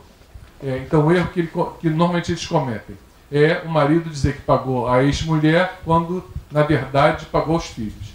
Um erro que a mulher comete, achar que foi a fonte pagadora do marido quem pagou a ela. Tá? Então, por hipótese, a mulher trabalha na Marinha, se separou da mulher e está obrigada a pagar pensão. Independente dele pagar pensão para a mulher ou para os filhos, a mulher erradamente, como ela recebe, digamos, um bilhete da Marinha, ela entende que é a Marinha que está pagando a ele. Está errado. Quem está pagando a ela é o marido. Então, ela vai colocar o CNPJ da Marinha, a Receita não vai duvidar que ela recebeu o rendimento da Marinha, mas vai acrescer ao rendimento dela a pensão que ela não colocou. Tá? Compreenderam, né? Por quê? Porque a Receita não tem a obrigação de duvidar que o contribuinte recebeu. Ela disse que recebeu da Marinha. Ela pode perfeitamente trabalhar também na Marinha. Então a Receita vai considerar aquela receita dela oriunda da Marinha e vai juntar aquela receita da Marinha à receita da pensão. Tá? Bom, lembrando outras coisas. Pensão alimentícia só é pensão alimentícia aquilo que ele se obriga a pagar em dinheiro. Já vi muitos casos, o camarada se separa da mulher e aí promete dar, digamos, 20% do salário dele, pagar a conta da net, o condomínio, a prestação do apartamento, a empregada, etc, etc, etc. Ele só vai poder deduzir 20% que ele ganhou. tá? O que ele pagar em espécie, as outras contas que ele prometer pagar, não são pensão alimentícia. Ele se comprometeu perante o juízo de pagar tudo isso. Ele vai ter que pagar, mas não vai deduzir. Ok? Lembrando que a despesa com instrução que ele prometer pagar para os filhos está limitado à despesa de instrução dos filhos, por exemplo. Tá? Ainda que ele diga que vai pagar a universidade para os filhos, e ele paga, digamos, R$3.000 de mensalidade, ele vai deduzir R$3.000 por ano. É quase 3 mil. Algo em torno de 3 mil, que é a despesa com instrução anual. Ok? Então, no ano que ele se separa, ele pode ter os filhos como dependentes e alimentando-os. No ano seguinte, eles não podem mais ser dependentes. Ele só vai ter o benefício de ter pago a educação dos filhos se ele estiver obrigado a arcar com essa despesa, mas vai estar limitado ao valor limitado ao valor de instrução por dependentes. Vai ficar vinculado ao alimentado. Ao alimentado, sim, fica vinculado ao alimentado. Quaresma, boa tarde. Voltando à questão do espólio, o contribuinte casado com união total de bens, comunhão total de bens, a esposa faleceu durante o ano de 2017 e fez a escritura pública do único bem que eles tinham em dezembro de 2017. Agora, em 2018, ele vai declarar e ela era dependente dele, ela não tinha renda. E aí tem despesas médicas a serem deduzidas. Fazendo a declaração final de espólio também, que vai ser do exercício de 2018, ano calendário 2017, pode ter ela como dependente, como declaração final de espólio? Ele passa a ser dependente dela. Ela é dependente dele. A declaração do espólio, digamos, os bens do espólio vão todos para a declaração do espólio. Sim. Tá? Então, neste caso, não existe, digamos, mais aquela figura do cabeça de casal. Qualquer dos dois pode ser o cabeça de casal. Se para quem é um pouco mais antigo, lembra que antigamente tinha essa figura do cabeça de casal. Isso não existe mais. Então a declaração tanto pode ser uma declaração em conjunto, tanto pode ser no CPF do marido quanto no CPF da mulher. No caso da mulher ter falecido, os bens vão todos para a declaração do espólio e ela passa a ser a titular da declaração. E ele, neste caso, vai ser o dependente dela. Pode fazer ele como dependente dela, mesmo a renda sendo dele. Não importa a renda. Não importa a renda. Tanto é que, uma coisa que as pessoas, digamos, às vezes não estão muito atentas. Quando você tem duas pessoas que têm rendimento, ou mesmo quando você tem uma pessoa que tem rendimento e adquire moléstia grave, e aí fica isenta, neste caso, certamente é mais vantajoso fazer a declaração em conjunto do que separado. Se tinha marido e mulher que trabalhavam, ambos tinham renda, ambos faziam declaração em separado. Se um dos dois adquirir moléstia grave, certamente é mais vantajoso você fazer a declaração em conjunto. E é independente de quem vai ser o cabeça de casal, se é o portador da moléstia ou não. Essa é a segunda pergunta que eu tenho. A pessoa faleceu de câncer em 2017, fazendo a declaração em conjunto, mas o rendimento que ela recebia de aposentadoria foi informado pelo INSS como tributável, e ela tinha moléstia grave. Eu posso marcar na declaração lá que ela tem moléstia grave e transferir para isento e não tributado, e depois comprovar na receita com a certidão de óbito como câncer? Não. A certidão de óbito não vai servir para nada. Ela teria que ter tido, ou você pode ter que conseguir um laudo dizendo que ela tinha a moléstia grave desde tal data.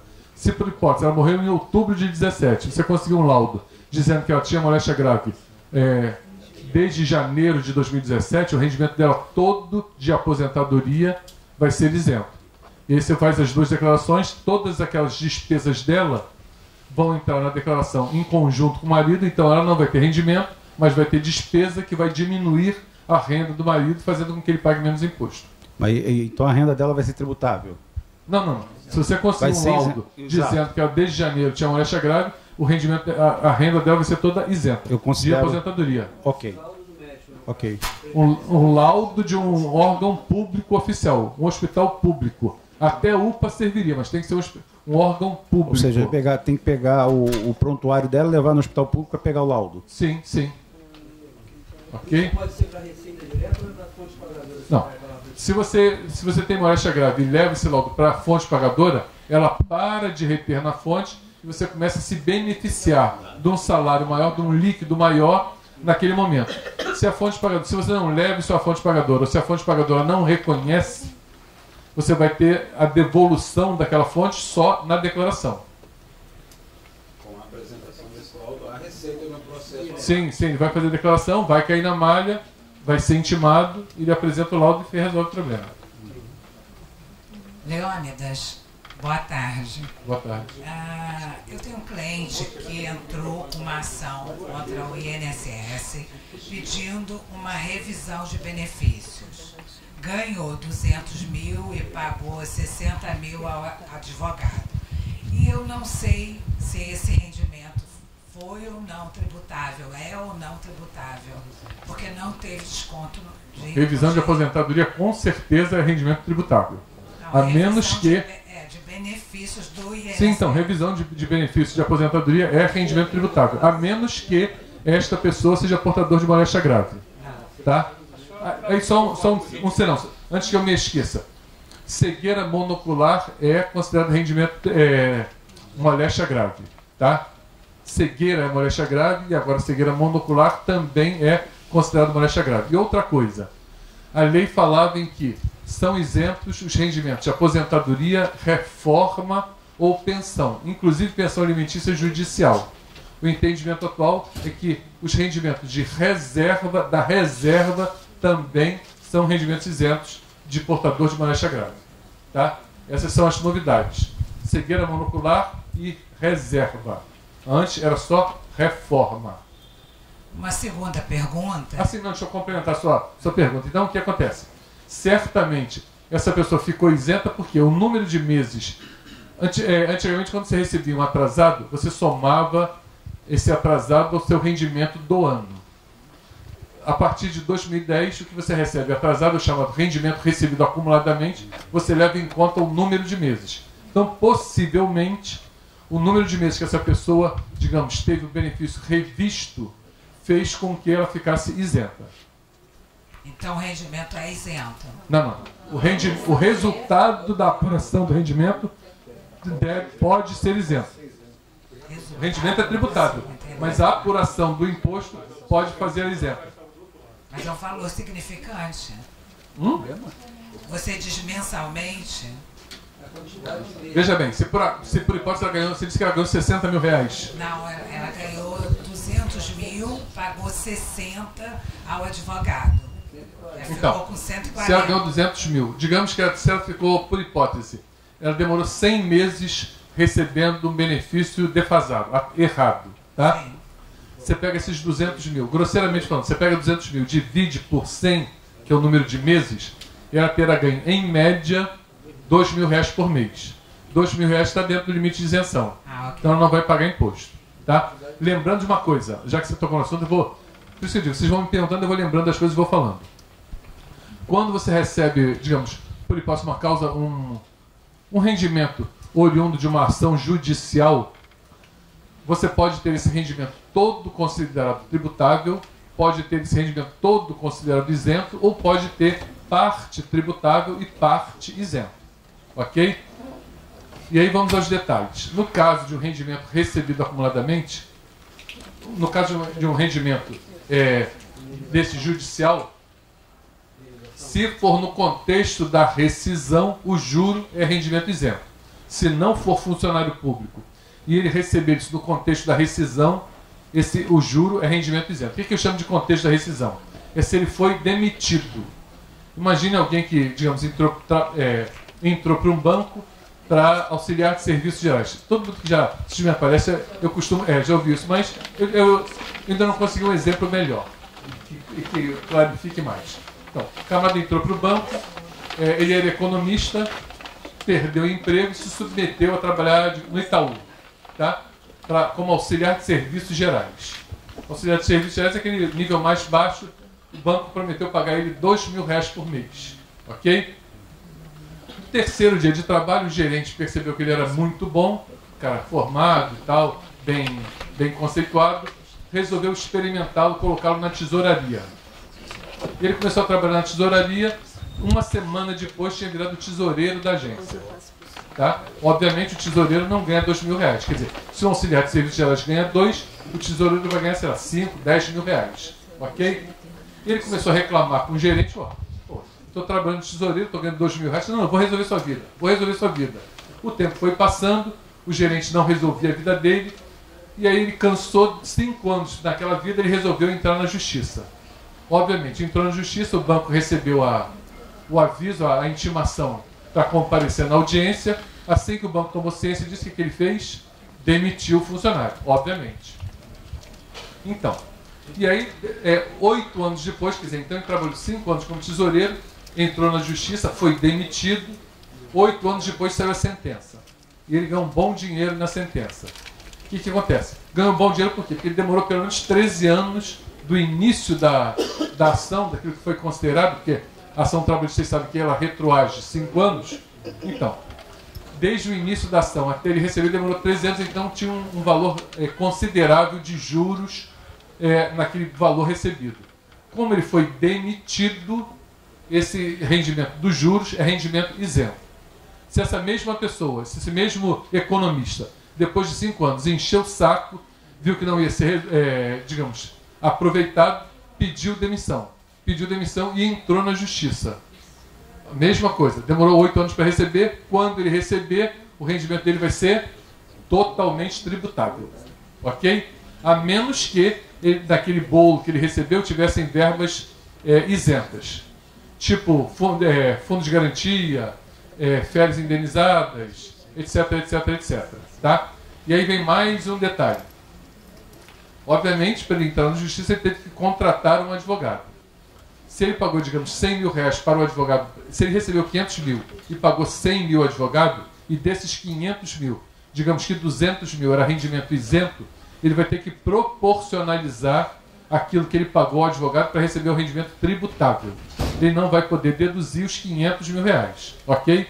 Porque ele gastou 100 mil para receber 500 no total. Quanto ele teria gasto para receber só os 300 que é tributável?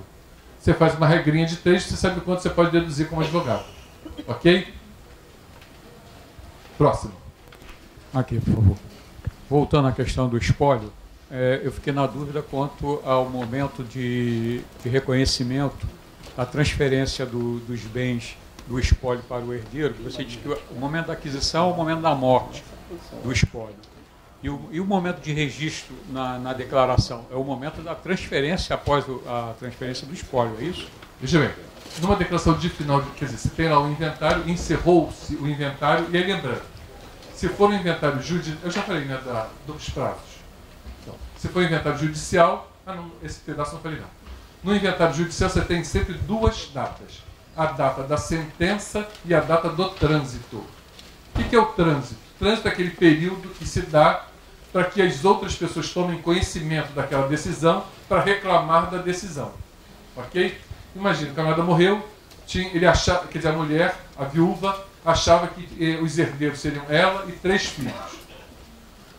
Rolou o inventário o tempo todo, foi dada a sentença, partilhada a metade para ela, a metade para os outros 3 filhos, foi publicada a sentença, e aí aparecem 2 filhos bastardos que sabem que são filhos dele e ninguém sabia.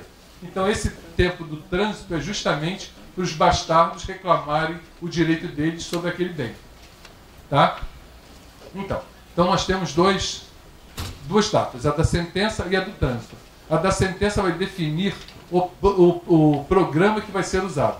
Se a sentença aconteceu em 2017, ele vai usar o programa de 2018. Se o trânsito se der ainda em 2017, ele vai fazer o prazo de entrega da declaração, abril de 2018. Se o trânsito se der até o último dia de fevereiro de 2018, prazo, abril de 2018. Se o trânsito se der depois, a partir de março de 2018, prazo de entrega da declaração, abril de 2019. Por quê? Porque a lei diz que o contribuinte tem que ter um prazo mínimo de 60 dias para preparar a declaração.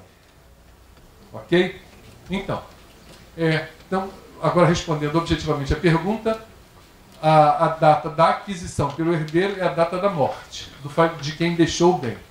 E a data de alienação pelo espólio é a data do trânsito em julgado. Por quê? Porque antes do trânsito, a pessoa não tem certeza que vai receber aquele bem. Ok?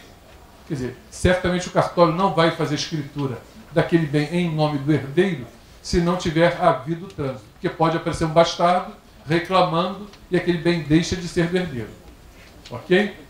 É o seguinte, fica que o bem vai se incorporar à declaração do herdeiro no ano seguinte, na data em que for feita a escritura, é isso não? Não, na data do trânsito em julgado. A escritura pode demorar mais. Imagine que o herdeiro, digamos, houve a sentença, houve o trânsito e o herdeiro não tinha dinheiro para pagar o ITCMD. Então ele não leva registro, ele só vai conseguir registrar depois que pagar o imposto. Entendi. Tá? Então, para o inventariante, a data que ele tem que usar como final de espólio é a data do trânsito. Tá? Ele vai informar essa data, ele tem 60 dias para fazer a declaração. E ele vai, digamos, informar que coube aos herdeiros tais bens. E o herdeiro vai colocar na declaração dele que recebeu aqueles bens naquela data, independente da data da escritura de transferência do bem. No caso da descrição, ele vai botar a data de aquisição, a data da morte do falecido. Ok, obrigado. Professor, a data do trânsito é do formal de Bastilha ou não? Não necessariamente. Que é a Primeiro data? vem a sentença e depois vem o trânsito. O que é a data do trânsito? A data do trânsito normalmente, se ninguém falar nada, são 15 dias depois da sentença. Publica-se a sentença e aguarda-se 15 dias para que alguém reclame. Tem juiz que, digamos, decreta o trânsito, digamos, promulga o trânsito na data da sentença. Tem outros que não falam nada. Tá?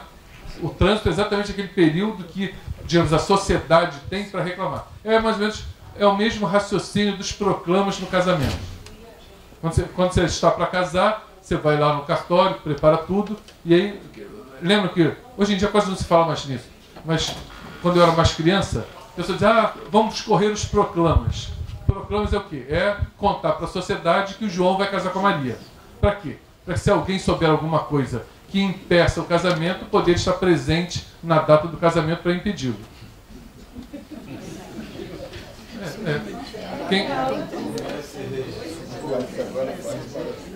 Seguinte. Boa noite. No caso da doação, uma pessoa está doando um apartamento, o apartamento ao custo de aquisição 100 mil e doando o apartamento por 300 mil. Essa diferença, como é lançada? É tributada? Bem, veja bem. Quando você faz uma doação de um bem imóvel, se você transfere esse bem por um valor maior do que aquele que consta na sua declaração como doador, você está, na verdade, você está alienando um bem. A doação é uma alienação. Se você aliena esse bem por um valor maior, você vai pagar o ganho de capital da diferença. Vai apurar o ganho de capital, vai apurar o ganho de capital. Pode ser que você apure o ganho de capital positivo ou não. E quem receber esse bem, vai receber esse bem por valor da escritura. Tá? Então, na doação, quem recebe pelo valor da escritura, e a diferença entre o valor da escritura e o que constou na declaração do doador, apura-se ganho de capital. Mesmo sendo a primeira doação em 5 anos, menos de 440 mil? Eu li alguma coisa assim no site da Receita, a primeira doação... Não. Se você aliena um bem, o seu único imóvel, se você aliena um imóvel, que é o único imóvel seu, por até 440 mil reais, o único imóvel até 440 mil, esse ganho é isento. Tá? E aí você tem que ficar sem, digamos, usufruir deste mesmo benefício nos próximos 5 anos. O outro benefício que você tem é quando você aliena um bem imóvel, residencial, e o fruto dessa alienação, você adquire um outro imóvel também residencial, num prazo de 180 dias. Tá? E aí também você tem que, se você usufruir desse benefício, você tem que passar mais 5 anos sem poder gozá-lo de novo. Tá? Lembrando que essas duas isenções são independentes. Num prazo de 5 anos, você pode gozar das duas. Ok? Leandro, boa tarde. Eu estou com um problema Você falou que moléstia grave depois de confirmada não existe mais que comprovado. A pessoa que está com moléstia grave, ela vai... Não se exige a contemporaneidade da doença. Tá, aonde eu encontro isso para fazer prova para um cliente? Essa é uma pergunta. Ato declaratório número 5 da PGFN. Se você entrar no Google, você vai achar direitinho. Ato declaratório número 5 da Procuradoria-Geral da Fazenda Nacional. Tá. E a outra coisa é o seguinte, onde a pessoa foi para o exterior, tem uma conta aqui no Rio, e quando chegou no banco, o banco falou que eles não trabalham com conta no exterior, isso é comum, né? Só que ela falou que se a pessoa, o esposo estiver aqui e a esposa estiver no exterior, que isso aí não gera problemas. Procede? Não gera problema? Como assim? Não gera esse tipo de problema de bloquear a conta, né?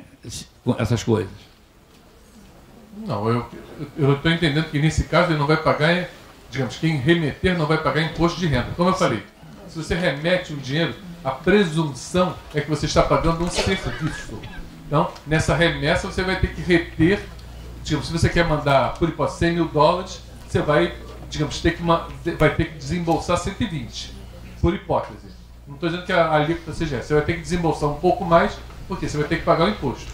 Ok? No caso da remessa entre marido e mulher, ou se você tem uma conta no exterior e quer remeter um dinheiro daqui para sua conta, você não está pagando serviço para ninguém. Então você não vai pagar imposto de renda sobre a remessa. Certamente vai pagar as taxas administrativas e o IOF. Ok, obrigado. Professor, o brasileiro que tem cidadania estrangeira, como é que procede? Se ele tem conta lá? Não, veja bem, se você tem bens no exterior, você é obrigado a informar isso na sua declaração de rendimentos. Se não informar, você comete um crime. Tá? É um ilícito penal. E é um crime continuado. Por que continuado? Um crime continuado que prescreve, se eu não me engano, em pelo menos 12 anos. Eu acho que são 16. 12 é quando é idoso. Acho que prescreve em 16 anos. Se você for idoso, o tempo da prescrição cai para 12. Por que continuado? Se você abrir uma conta, digamos, hoje, todo dia você está cometendo um crime de não informar isso para a Receita. Tá? Então não tem problema nenhum você ter uma conta no exterior, você ter bens no exterior. Só que você tem que declarar isso na sua declaração de imposto de renda. Seja esse bem imóvel ou financeiro. Posso fazer a pergunta? Sim, e aí, digamos, se esse seu bem no exterior rende alguma coisa, digamos que você tem um imóvel. Se ele está alugado, sobre este aluguel, você vai pagar imposto de renda aqui, carnê-leão. Se for uma aplicação financeira, bom, no caso do aluguel, você vai pagar, vai entrar na tabela progressiva. Se for um ganho de capital proveniente de aplicação financeira, você vai pagar 15% sobre o que render. Toda vez que essa sua aplicação financeira render, você paga 15% de ganho de capital, moeda estrangeira. É só em cima do rendimento, né? Só em cima do rendimento. A venda e compra de papel no exterior não tem tributação por causa do câmbio, variação cambial? Não, variação cambial não. Se você compra e vende papel e apura lucro, você vai pagar. Sim, sobre o rendimento só. Sim, por quê? Digamos, a tributação é sobre a diferença na moeda que você fez. Primeiro você, digamos, pega o valor da venda menos o custo de aquisição, por hipótese, em dólar, euro, libra, seja lá o que for, apura aquele valor. Aquele valor em moeda estrangeira você transforma em real e aplica os 15%. Por isso que a variação cambial é isenta. Então,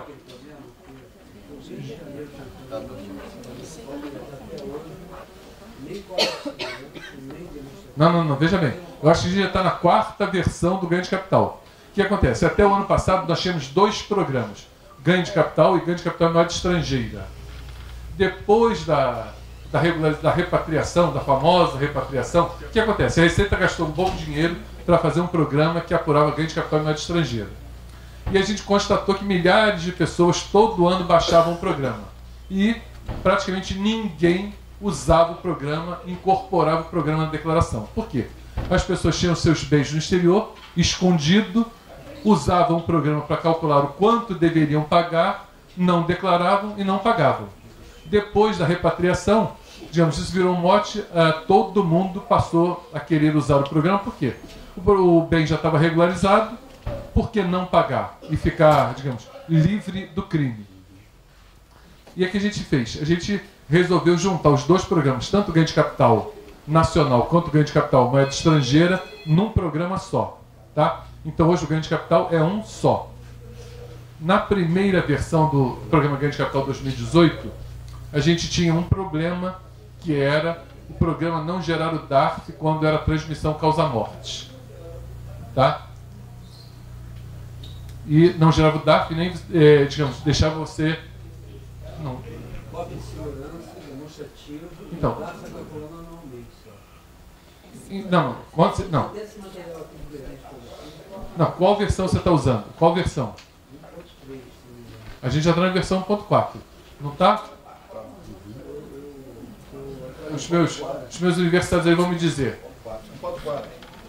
Então, 1.4. Certamente esses problemas já foram resolvidos. Ah, foi. Não, você está usando 1.3. Tem 1.4. Certamente já está resolvido. A gente homologou essa versão há pouco tempo justamente para corrigir essas coisas. Se você usar o 1.4, certamente vai ter legal. Moeda em espécie. Você escolhe a moeda, não verifica o local para colocar o custo de aquisição.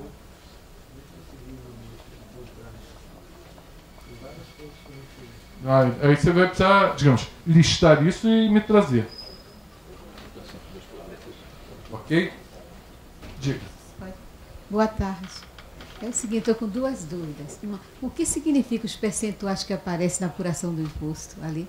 Esqueci, essa é mais uma novidade da declaração desse ano. O que acontece? Eu vou contar as minhas histórias de sempre. O camarada, digamos, estava trabalhando e aí o patrão viu que ele, digamos, era muito bom, resolveu dar um aumento para ele. Aí chamou ele no escritório e disse, ó, vou lhe dar um aumento. Eu ficou tudo contente com isso e tal. De quanto vai ser o aumento, patrão? R$500. Não quero não. Ué, como você não quer um aumento? Não, patrão. Eu estou na alíquota de 15, se eu me der um aumento de R$500, eu vou para a alíquota de 17,5, de 22,5. Não quero aumento não.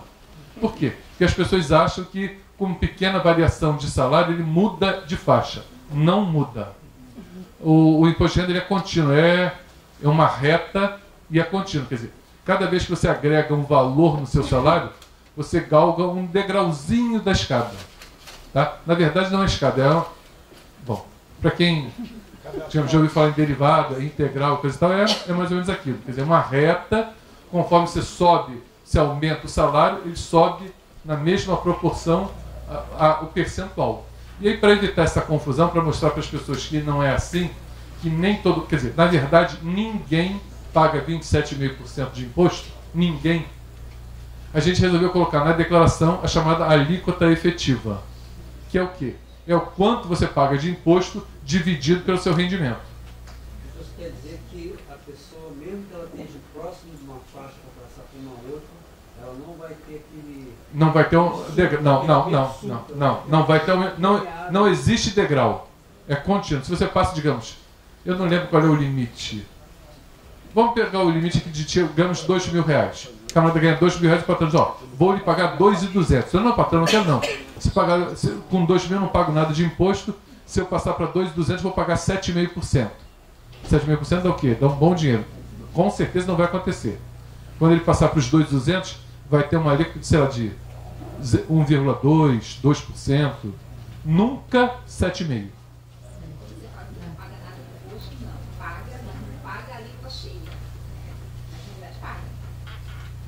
Não, a alíquota efetiva vai ser bem pequena.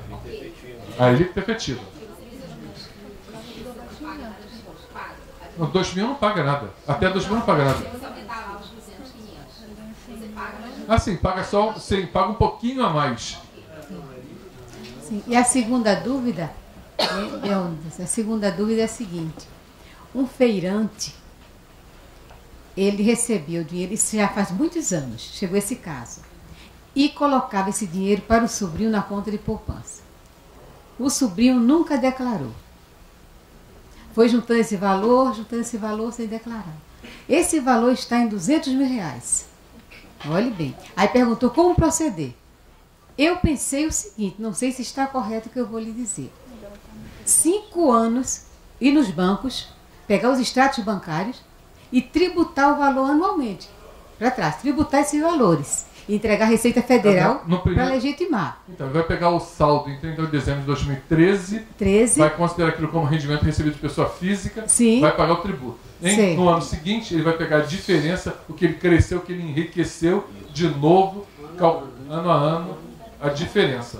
E vai tributando isso, não é isso? Sim. Agora, em contrapartida, eu pensei o seguinte, e o que ele vai fazer com o INSS? Vai ter que fazer um processo, não é? Porque vai cobrar os 20% do INSS, não vão cobrar? Não, se Não. ninguém conseguir provar que aquele ganho que ele teve Sim. foi de trabalho, Mas colocaria em qual coluna? Em outros? Esse valor? se ele não quiser pagar a contribuição previdenciária, colocaria em outro. Em outro, esse valor, a partir de 2013, tributar esse valor. E em relação ao banco, ano seguinte, o lucro que ele teve na poupança também será A tributado. partir de janeiro de 2012. A partir de janeiro de 2012. Pediu o extrato bancário de 2012, que corresponde a 13. Aí tributa esse valor e progressivamente... Porque a declaração de 14 é tudo que aconteceu ao longo de 2013. Então, isso. janeiro de 2013... Então, o acréscimo que teve na poupança, mesmo sendo rendimento isento, nesse caso será tributado. Sim. Não é? Sim. Que está crescendo o patrimônio dele sem origem. Então a orientação está razoável, não é? Está correta. Está correta? Correto. Tá, muito obrigada. Boa tarde. O militar reformado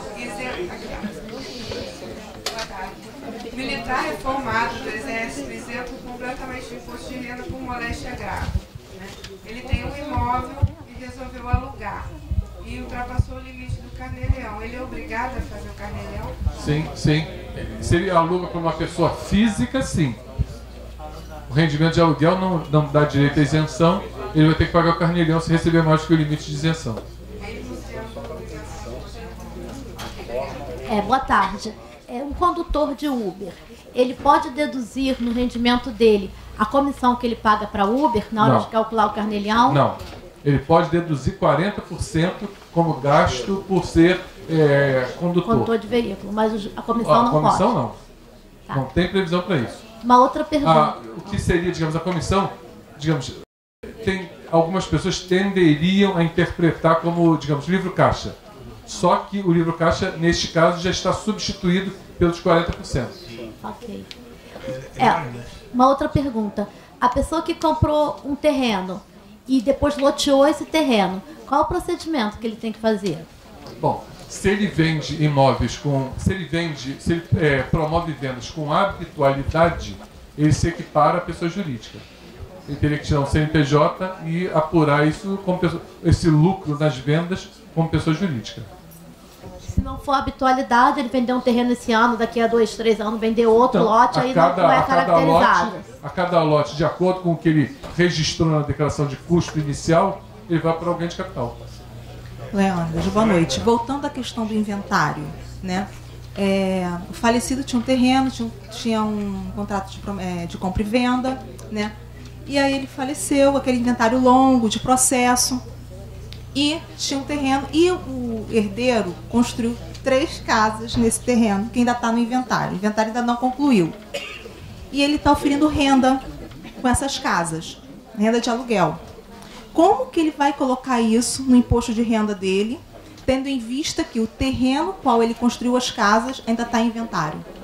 Porque ele não pode, ele não tem bem, né? Ainda está em inventário. Só que ele está oferindo renda de aluguel com essas casas. Bom, eu diria que esse herdeiro, digamos, ele tem a posse do terreno do outro e está oferindo renda com o fruto da benfeitoria que ele fez.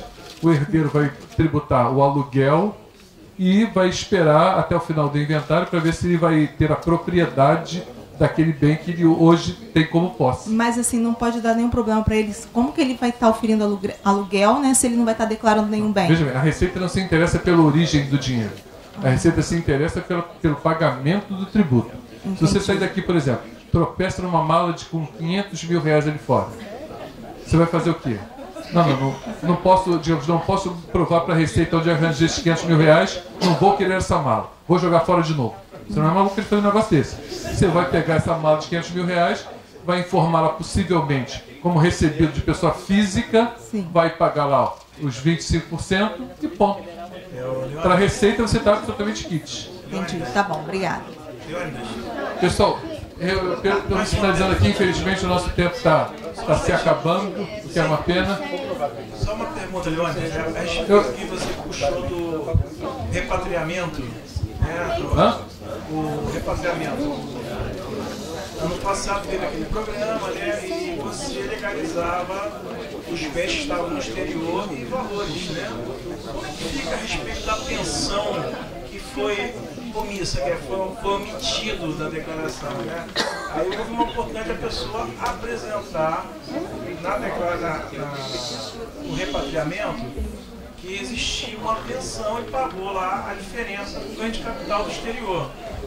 Como é que fica, nesse caso, a pensão? Peraí, vamos por parte. A pensão é um rendimento continuado. Não é, digamos, um bem. Então, se a pessoa recebeu pensão durante algum tempo e guardou esse dinheiro lá fora, ela pagou os 30% sobre o que ela guardou até aquele momento. A partir do momento que ela fez a repatriação, quer dizer, que ela fez a regularização do que ela tinha guardado e quer regularizar a sua situação, ela vai pagar todo mês carneirinho sobre essa pensão. E nesse caso, seria os anos anteriores que não foi informado dessa pensão, qual é a possibilidade? A lei da repatriação perdoou tudo isso. Perdoou, está perdoado. Quer dizer, Sim, porque o que ela ganhou e juntou, quer dizer, o que ela tinha naquele momento, em 31 de dezembro de 2014, ela pagou 30% sobre aquilo e regularizou aquele bem que ela tem.